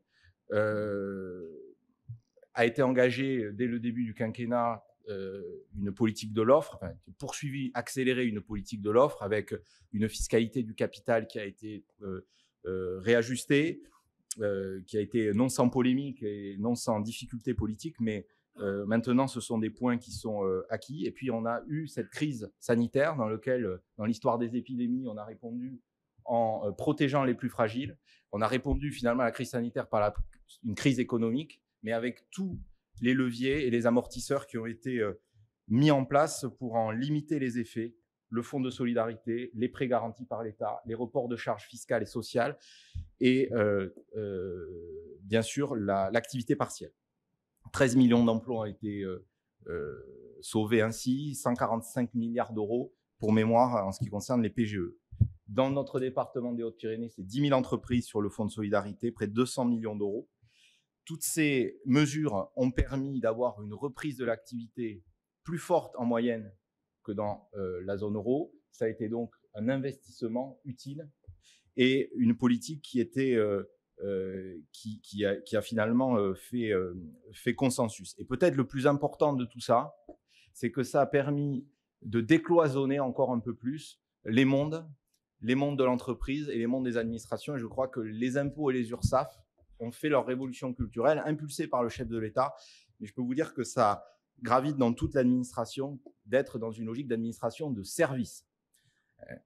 Bien évidemment, il y a de la régulation, il y a du contrôle, c'est le rôle des pouvoirs publics, mais avant tout, et notamment dans les services publics de proximité, d'être au service des entreprises.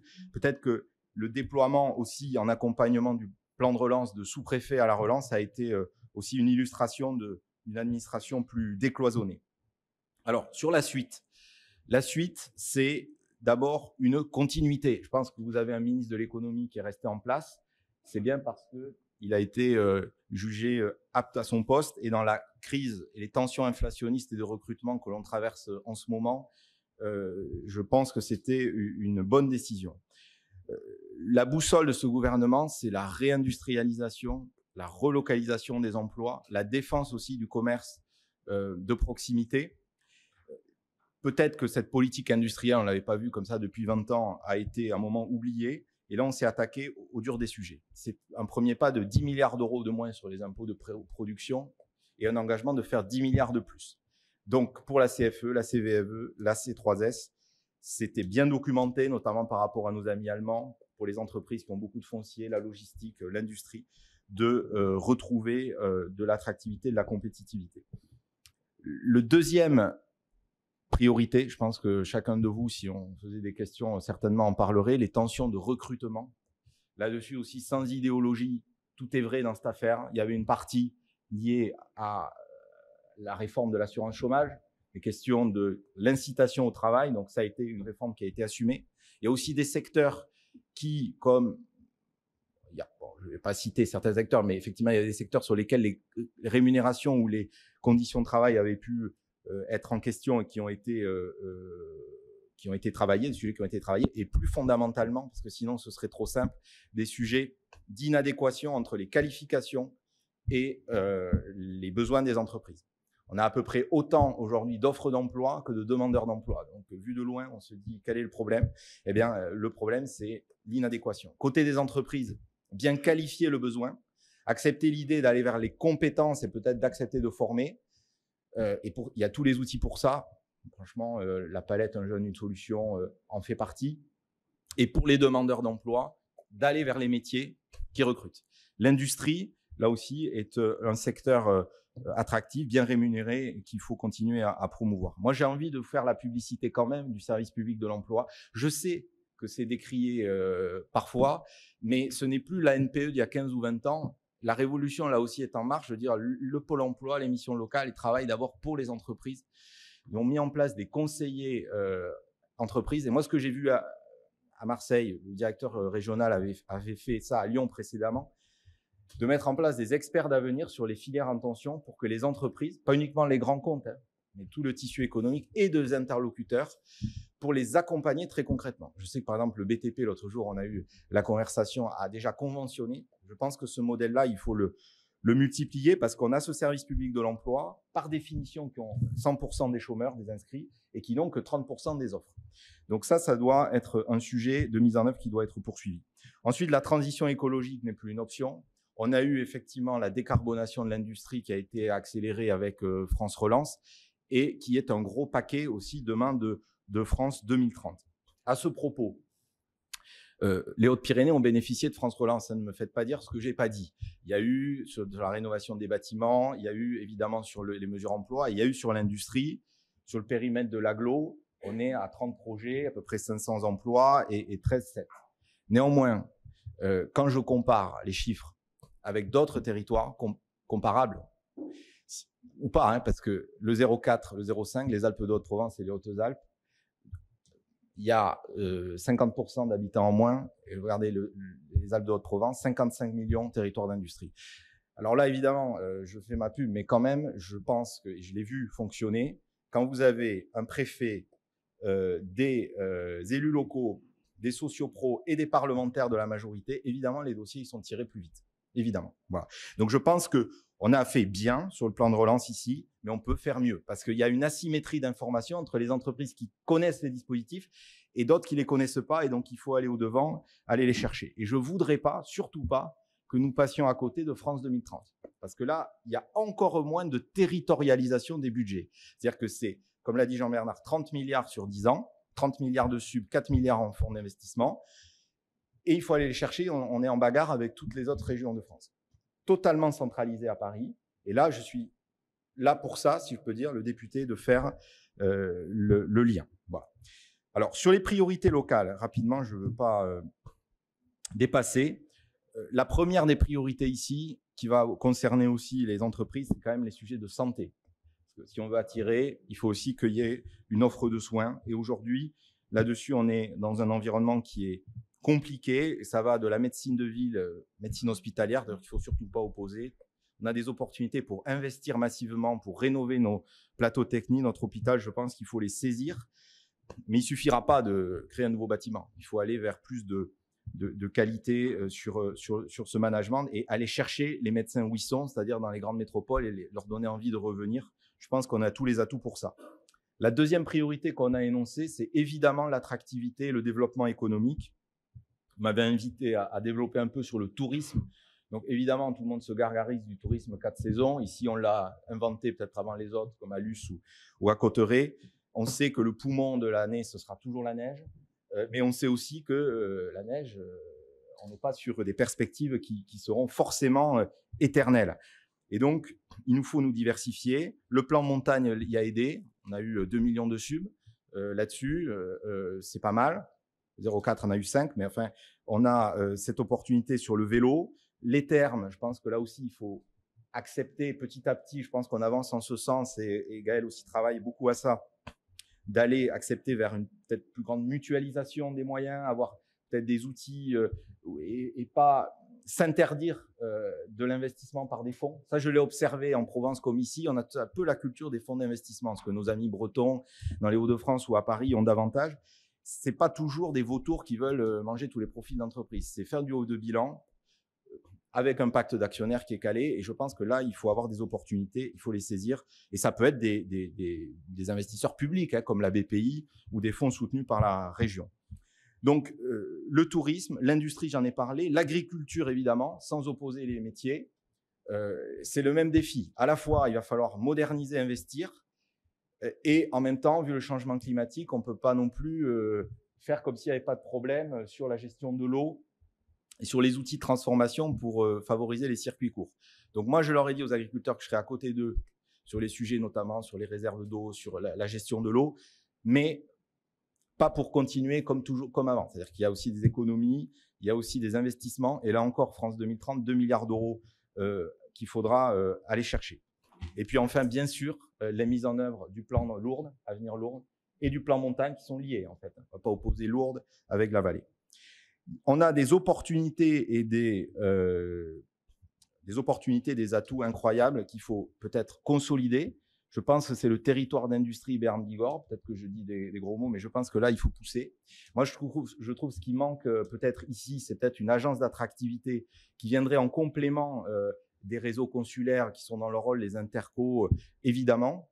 Mais ce que j'ai vu parfois fonctionner, quand on a des agences d'attractivité, donc des professionnels qui font venir les entreprises, qui accompagnent aussi les familles, les collaborateurs. S'ils n'ont pas trouvé le foncier parce qu'il est trop cher à Marseille ou à Lyon, ils envoient dans le réseau des agences d'attractivité. Et nous, on n'a pas ça. Donc, on a à Toulouse, à Bordeaux, au Pays Basque. Je pense que c'est un outil qui manque peut-être, sur lequel il faut travailler. En tout cas, moi, je serai à disposition pour avancer là-dessus et faire des mises en réseau sur ces sujets.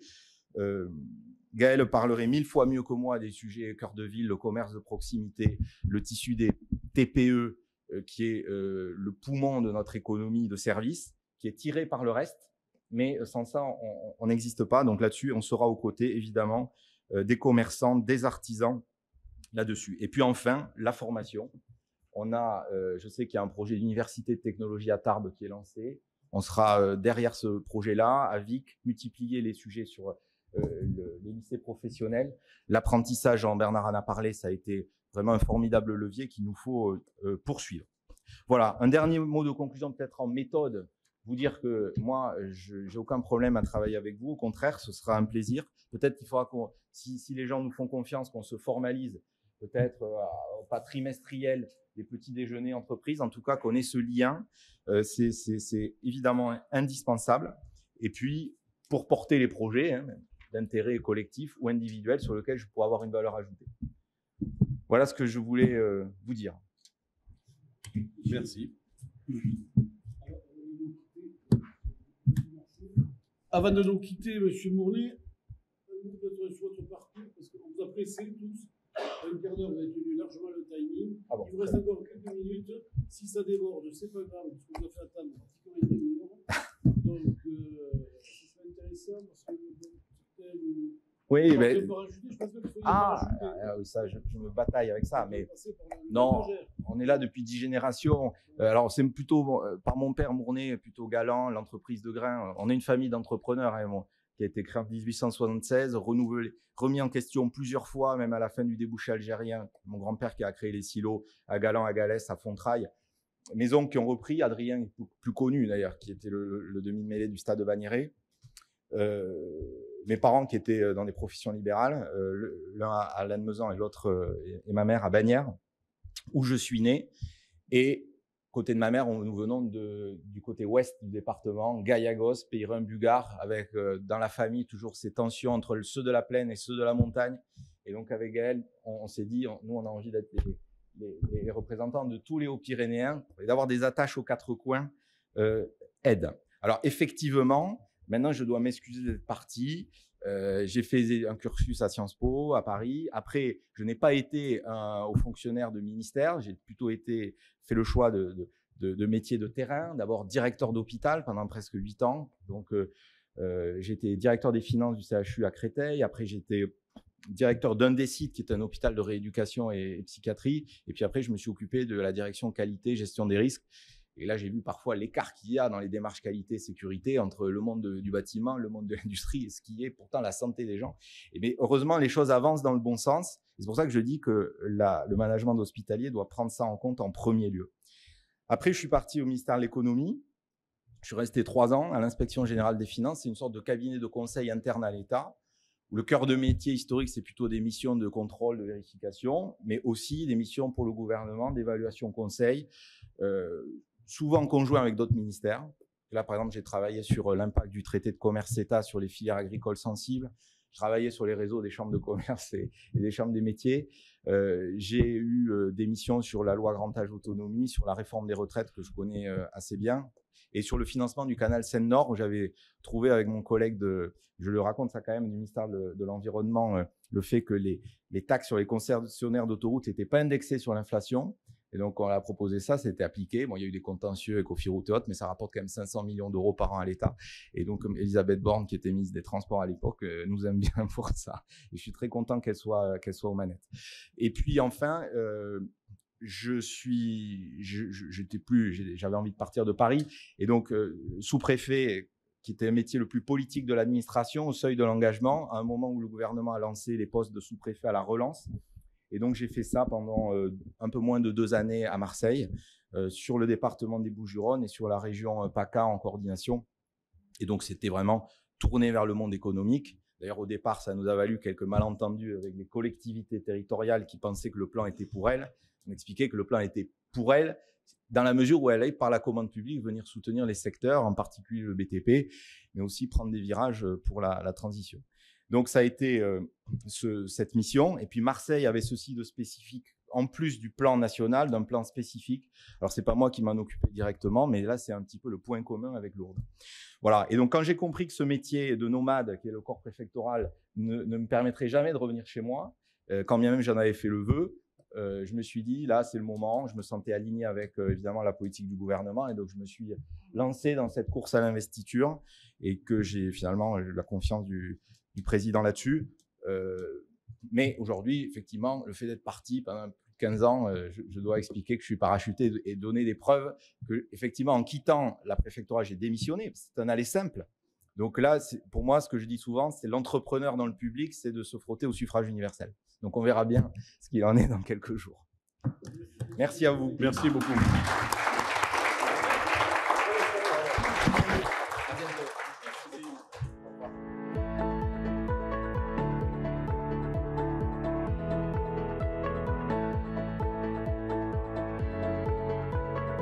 Merci Mme Dutreil. Vous allez être la seule à passer à l'heure. On a eu un sacré retard. Donc là, vous êtes devant le conseil d'administration de la CPME, du MEDEF, une partie du conseil d'administration aussi de la Fédération du bâtiment, 21 000 salariés. sur 50 000 que compte le département, c'est pas mal. Donc, on vous laisse le temps que vous voulez. Et après, si vous voulez qu'on vous pose des questions, il n'y a plus personne derrière vous. Ou si vous voulez rester avec nous au pot et faire le tour, il n'y a pas de souci. On vous invite, bien évidemment. Merci beaucoup. Allez-y. Donc, bonjour à tous et bonjour à toutes. Donc, je me présente, Véronique Dutré. De métier, je suis infirmière, pour ceux qui ne me connaissent pas. Et je suis élue à la ville de Tarbes en tant qu'adjointe et élue à l'AGLO. Voilà. Donc, je vais répondre un petit peu donc, aux questions finalement que j'ai reçues, qui nous ont été envoyées. Et après, je parlerai aussi de 2 ou 3 petites choses que je voulais soulever. Alors, concernant la redynamisation du centre-ville, l'Action Cœur de Ville, qui est un dispositif qui est intéressant de l'État, mais qui, à mon avis, est intéressant sur plusieurs plans, c'est-à-dire au niveau de la création de logements, au niveau de la création de certains dispositifs ou des créations de halles gourmandes, de petites choses comme ça. Oui, ça, c'est intéressant. Par contre, je pense que depuis des années, on a délocalisé en périphérie, depuis à peu près les années 60. On a encouragé les études de nos jeunes dans les territoires au détriment de filières et manuelles et de services. Donc finalement, maintenant, on se retrouve à payer un petit peu les choix politiques qui ont été faits pendant des années. Donc la lutte contre la dévitalisation ne pourra être gagnée en s'adressant uniquement à la vacance des locaux commerciaux. Je pense que c'est juste un dommage collatéral d'un tissu économique local qui est mal en point, très mal en point même. Enfin, c'est pas à vous que je vais le dire d'ailleurs. Donc le problème central, à mon avis, il n'est pas traité. Sans travail, sans proposer du travail pour que les gens puissent venir s'installer, eh bien, on ne fera pas venir des nouveaux habitants et des familles. Donc comment expliquer que l'État, d'un côté, d'une main, il ferme tout ce qui est service de l'État, c'est-à-dire service public. On voit bien que la casse au niveau de l'hôpital. On a vu les services de proximité, les impôts, la poste, en fait, tous ces services au niveau de la population. Et de l'autre côté, il donne finalement il saupoudre avec des aides. Et ça, à mon avis, c'est quand même c'est une contradiction et ça ne peut pas continuer comme ça. Une ville, à mon avis, qui est dépouillée de ses pôles publics, ne favorise pas l'installation des familles. Il faut maintenir nos services publics. Alors, maintenir nos services publics, je ne suis pas pour embaucher plus de fonctionnaires. Je suis par contre pour embaucher plus de fonctionnaires du terrain actifs. Je parle par exemple sur l'hôpital de soignants et un petit peu moins d'administratifs. En ville, on y va pour flâner, on y va pour se sociabiliser, on y va pour réaliser des achats, des coups de cœur. On y va à vélo, à pied. Il va falloir, à mon avis, favoriser la mobilité douce. Donc, offrir aussi une offre de qualité artisanale, favoriser l'accessibilité, aider en tout cas au prix du stationnement pour qu'il soit attractif, puisque j'ai rencontré pas mal de commerçants qui disent bien qu'au centre-ville, c'est quand même compliqué maintenant, parce que quand il faut payer son stationnement et qu'on a une course à faire courte, c'est un problème. Au niveau des prix fonciers, donc les collectivités peuvent faire maintenant la demande de création avec la Caisse des dépôts foncières locales pour racheter les murs des commerces qui font faillite. Ça aussi, c'est une ouverture. Ce qui concerne l'éducation, quelle formation devons-nous mettre en place sur le territoire? Alors déjà, il va falloir développer la formation autour des métiers pénuriques au niveau du territoire. Je pense à la restauration, à l'hôtellerie, au bâtiment. J'ai rencontré pas mal d'entrepreneurs, d'hôteliers, de restaurateurs qui m'ont dit la difficulté qu'ils avaient à avoir de la main-d'œuvre. Alors la main-d'œuvre, c'est lié aussi, c'est pas attractif. C'est lié aussi au niveau du salaire et c'est lié aussi au niveau du logement. C'est pas facile pour ces gens qui ont un salaire minimum de se loger dans certains coins de notre département. Donc, il va falloir prendre en compte aussi les nouveaux métiers, l'essor de la digitalisation, l'émergence des nouvelles technologies, tout ce qui est contenu en ce moment. On est dans une société de représentation, tout est roi. C'est-à-dire il faut être percutant, il faut convaincre, il faut séduire, même si après, ça ne suit pas forcément des faits. Le data et l'intelligence artificielle, on le voit pour les données de la santé, qui sont à surveiller, mais c'est quand même, il y a aussi des branches là aussi de travail. les nouveaux métiers de la transition écologique, l'agriculture, l'agroalimentaire, les énergies renouvelables. Et enfin, la filière hydrogène. Elle est donc portée par la région Occitanie, et ça, c'est une véritable chance. C'est une opportunité pour notre département, il faut s'en saisir. Il faut être les premiers à le faire, en lien avec les étudiants de l'ENI et de Victor Duruy, et aussi le développer sur tout le territoire. C'est une filière qui se développe depuis quelques années, mais ici, enfin en tout cas dans le département, pour l'instant, on s'y est pas beaucoup intéressé. Je sais qu'il y a des projets en cours, ça va sortir, mais pour l'instant, c'est pas encore fait. Pourquoi pas ne créer un pôle universitaire d'excellence de ces métiers liés justement à la transition écologique. En termes de formation, il y a énormément d'étudiants, de jeunes qui veulent apprendre, et il y a des filières, de nouvelles filières qui se créent au niveau de la transition écologique, notamment en Bac+2, et ce serait bien finalement de créer un pôle universitaire pour ces métiers. Concernant la protection et le développement de l'agriculture, première force du territoire. Donc j'ai rencontré aussi pas mal d'agriculteurs, d'éleveurs, où on a pu échanger sur leurs problématiques. Donc il est évident que même après la guerre d'Ukraine qui a mis en évidence notre dépendance, il va falloir qu'on assure notre autonomie, notre sécurité alimentaire.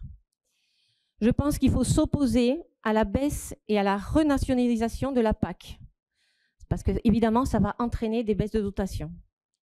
Il faut protéger le revenu des agriculteurs contre la volatilité des prix en matières premières en mettant un filet de sécurité financé par les fonds européens. Interdire l'importation en France et en Europe des produits ne respectant pas les mêmes normes que nous. Effectivement, quand on voit des poulets qui viennent de Roumanie, ce n'est pas acceptable puisque nos agriculteurs ici ont des normes drastiques. Enfin, je pense qu'il faut innover. Investir dans la recherche pour répondre à la demande alimentaire et rémunérer les agriculteurs qui améliorent le stockage du carbone. La méthanisation, moi je suis pour la méthanisation, c'est une sécurité énergétique. La France dépend de 23% du pétrole de Russie et le gaz a été multiplié par 7. Donc le méthaniseur, c'est le gaz vert et à mon avis, il faut s'y pencher sérieusement. Valoriser le rôle des agriculteurs en supprimant les taxes sur les plus-values lors des cessions d'exploitation à des jeunes. Effectivement, moi j'ai rencontré des jeunes qui ne pouvaient pas reprendre les exploitations parce que c'était trop élevé. Interdire la surtransposition des normes européennes en France. Soutenir les produits locaux et de qualité en instaurant une traçabilité totale des produits agricoles et agroalimentaires. Réformer les règles de la commande publique pour favoriser le local et les circuits courts. On le voit aussi avec la loi Egalim, donc il va falloir réformer aussi et faciliter parce que le local c'est bien, mais il faut quand même faciliter pour distribuer ces circuits courts. Et un revenu minimum à la retraite pour les agriculteurs. Concernant les liaisons sur l'aéroport Tarbes-Lourdes, donc Tarbes-Lourdes, Paris-Orly, alors on est sous OSP.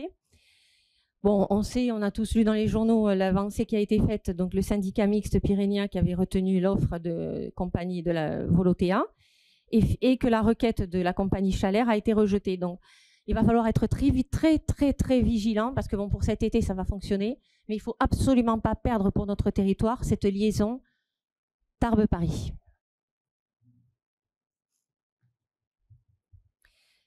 Alors, quel plan à 20 ans pour le tourisme? Il y a un plan de reconquête et de transformation qui existe, qui parle de revaloriser les carrières, les métiers de tourisme. Il faut soutenir la montée en qualité de l'offre. Soutenir la qualité de l'offre, j'ai rencontré aussi des acteurs de tourisme qui m'ont fait part finalement de développer une offre touristique plus qualitative. Donc plus qualitative et en proposant aussi des projets nouveaux, en développant la pêche, parce qu'une pêche de qualité, vous attirez aussi des touristes qui ont de l'argent et ma foi, sur le territoire, c'est pas mal. En développant le vélo, on a un territoire magnifique de vélo et pour l'instant, il n'a pas été mis assez en valeur. Valoriser les atouts en créant un fonds de destination avec des aides financières. Un tourisme à 4 saisons. Bon, on en parle beaucoup du tourisme à 4 saisons, mais c'est évident que par rapport au ski, encore cette année, on a eu une année exceptionnelle au niveau de de l'enneigement, mais ce n'est pas tous les ans comme ça et il va falloir trouver des solutions. Et ils en ont pour essayer de conserver les touristes, même quand il n'y a pas de neige.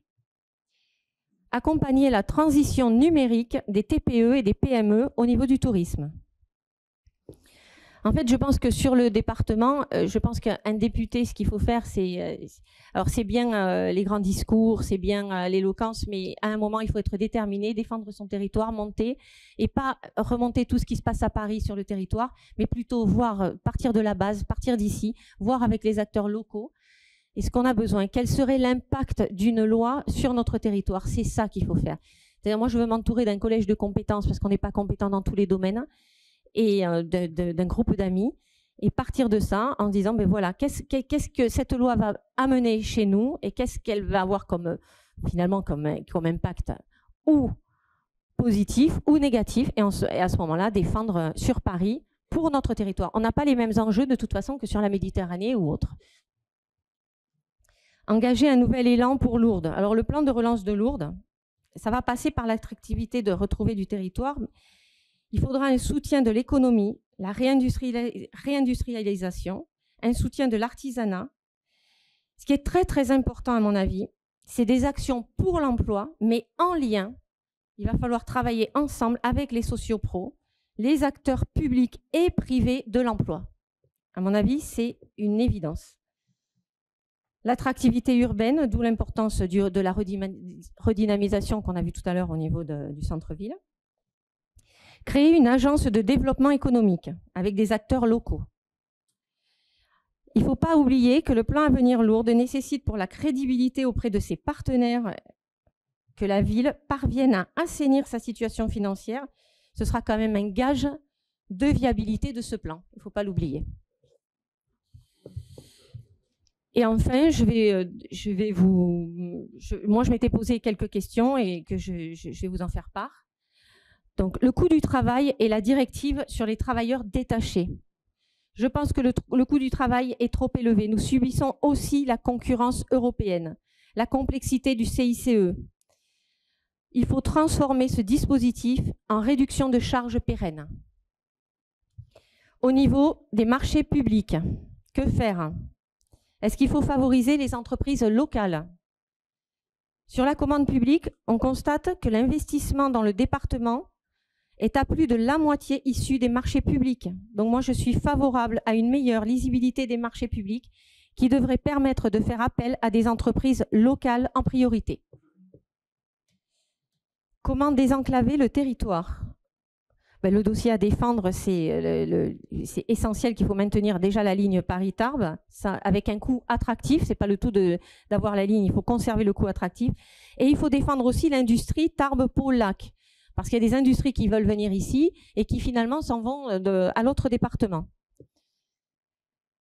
Et la quatrième question, les propositions en termes de fiscalité au niveau des entreprises. Donc moi, je souhaite voter sur le prix à la pompe à 1,50 € le litre par la baisse des taxes sur les carburants au niveau en baissant la TVA, en arrêtant la TICPE. Il faut baisser de manière significative la CSG qui a été augmentée de 25% de 2018 à 2020. Il faut annuler la hausse de la CSG des retraités, parce que je travaille au quotidien avec les retraités et je peux vous dire que c'est compliqué pour eux. Il faut supprimer la C3S et il faut défiscaliser intégralement les heures supplémentaires et permettre la conversion des RTT en salaire. Donc moi, je fais le pari de l'intelligence des territoires en privilégiant la responsabilité, l'autonomie et la confiance, ce qui est plutôt rare en politique. Voilà. Merci. Merci à vous.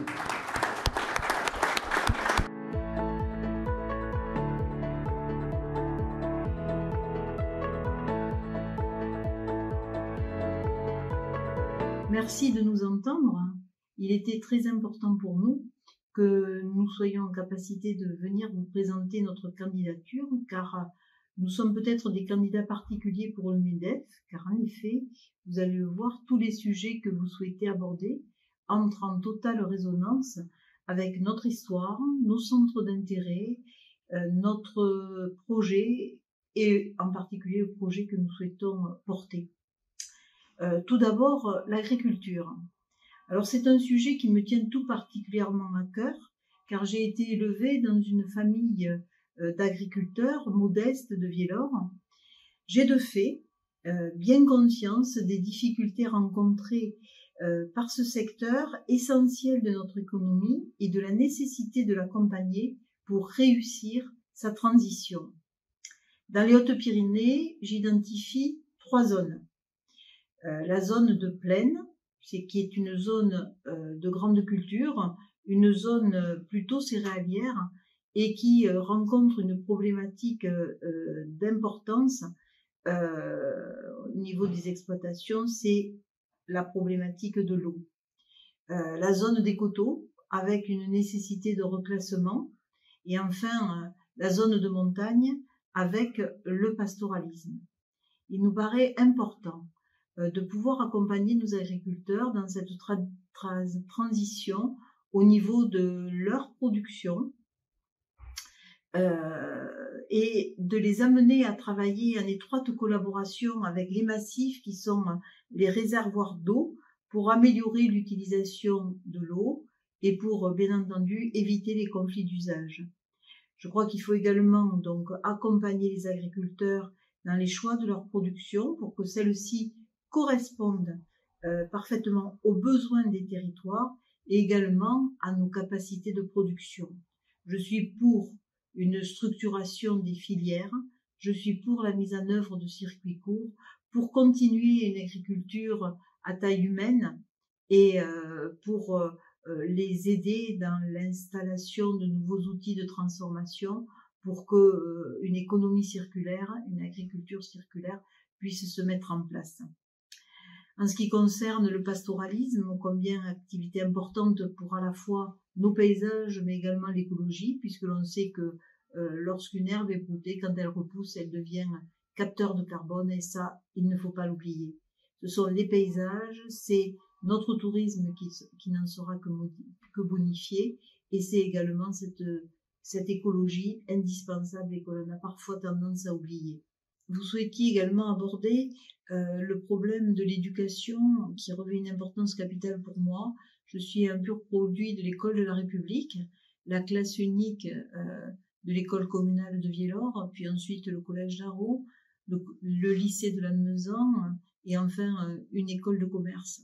Et pour moi, nous devons développer une éducation de proximité absolument indispensable qui ne peut pas se cantonner uniquement à la loi du nombre. Moins de 16 enfants ferment une classe sans tenir compte du territoire. Il faut penser que des enfants peuvent se lever à 6 heures du matin pour rentrer chez eux à 19 heures, c'est totalement inacceptable. La loi du nombre ne doit pas s'appliquer pour nos classes, d'ailleurs elle ne doit pas s'appliquer du tout, et il est important qu'il y ait une reconnaissance des élus et que l'éducation nationale puisse prendre en compte ce que les élus feront remonter sur leur territoire avant de prendre une décision. Et les élus doivent pouvoir s'opposer à la fermeture de classes.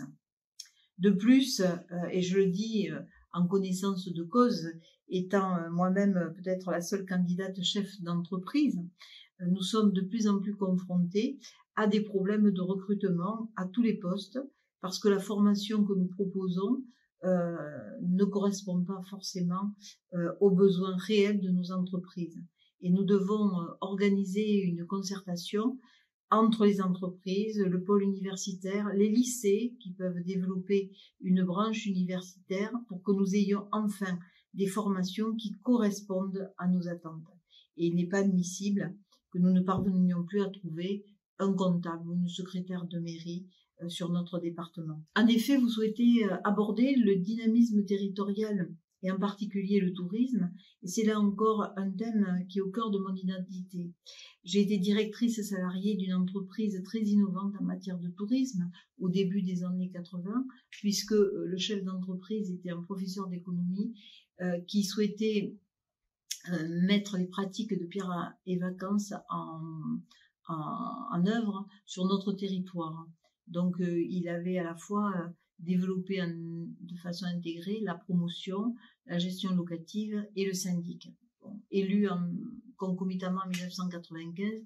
Pour des raisons d'éthique, j'ai démissionné de ce poste de salarié. Je n'acceptais pas de pouvoir délivrer un permis de construire à une entreprise dans laquelle j'étais salarié. Et l'année suivante, j'ai créé ma propre entreprise, qui est aujourd'hui une entreprise de 10 salariés, une agence immobilière installée sur Saint-Lary. Le développement et la requalification de logements pour que ceux-ci soient adaptés aux souhaits des touristes était la première problématique que j'ai traitée, et elle est toujours et encore d'actualité. Aujourd'hui, dans les plans à 20 ans pour le tourisme, il faut bien sûr admettre une place à la diversification des activités pour que celles-ci deviennent 4 saisons et pour que le tourisme continue de croître. Pour cela, nous devons proposer de nouvelles activités, mais j'ai envie de dire que les stations de ski, qui étaient les moteurs économiques de nos vallées, qui sont encore les moteurs économiques de nos vallées, puisque 1 euro investi dans les remontées mécaniques, c'est 7 euros investis dans l'économie, ont depuis de nombreuses années entrepris cette diversification en offrant de l'itinérance, en offrant des parcours VTT, en développant le trail, en développant la pêche, c'est-à-dire des activités que nous avons et qui peuvent être pratiquées aux 4 saisons. À cela s'ajoute la partie thermale et balnéo, qui elle s'appuie davantage sur le bien-être et sur le ressourcement, et qui également participe à cette diversification des activités et qui est extrêmement importante. Mais pour qu'un territoire soit attractif, il n'en demeure pas moins vrai que nous avons besoin d'avoir des accès de qualité. Alors les accès de qualité, c'est bien entendu les lignes ferroviaires qui sont indispensables, avec un cadencement qui permette à tous de pouvoir voyager, le développement bien sûr des transports collectifs, mais c'est également les lignes aériennes que nous devons défendre, et c'est ce qui vient d'être fait au niveau de l'aéroport Tarbes-Lourdes-Pyrénées avec la ligne Volotea qui a été retenue et qui va permettre d'avoir l'installation de la flotte déjà sur Pyrénéen et un cadencement vers Paris avec des tarifs défiant toute concurrence. Et je soutiendrai pour ma part la réouverture des lignes de proximité, bien entendu en collaboration avec la région, et notamment la ligne Tarbes-Bagnères. Enfin, selon moi, le tourisme est intimement lié aux dynamiques des villes de notre département et donc aux emplois industriels que nous sommes capables de créer. Notre économie tout entière a beaucoup souffert des fermetures industrielles et notamment de Giat à Tarbes. Et je crois que c'est grâce à la stabilité des emplois dans l'industrie, à leur proximité avec les territoires touristiques, que nous saurons développer ce tourisme aux 4 saisons. Nous avons un véritable vivier d'entreprises, un renouveau industriel après avoir constaté une baisse de l'activité industrielle. Nous avons un véritable renouveau, une véritable renaissance. Donc il faut soutenir les entreprises existantes, et ça fera partie de mon travail de facilitatrice, accompagner l'installation de nouvelles entreprises dans les filières d'avenir, comme celle de l'hydrogène, comme le transport ferroviaire dans lequel notre département est pionnier, et également c'est repenser l'urbanisme parce que nous avons besoin également de développement. Et le développement passe par la planification, et la loi climat et résilience est absolument destructrice et entrave tout développement. Donc vous l'aurez compris, hein, l'esprit entrepreneurial et les problématiques de l'entreprise sont véritablement au cœur de mon histoire et par là même au cœur de ma candidature et de mon projet. Et de surcroît, mon suppléant Nicolas est également entrepreneur et sera une oreille attentive et avisée pour faire remonter tous les problèmes.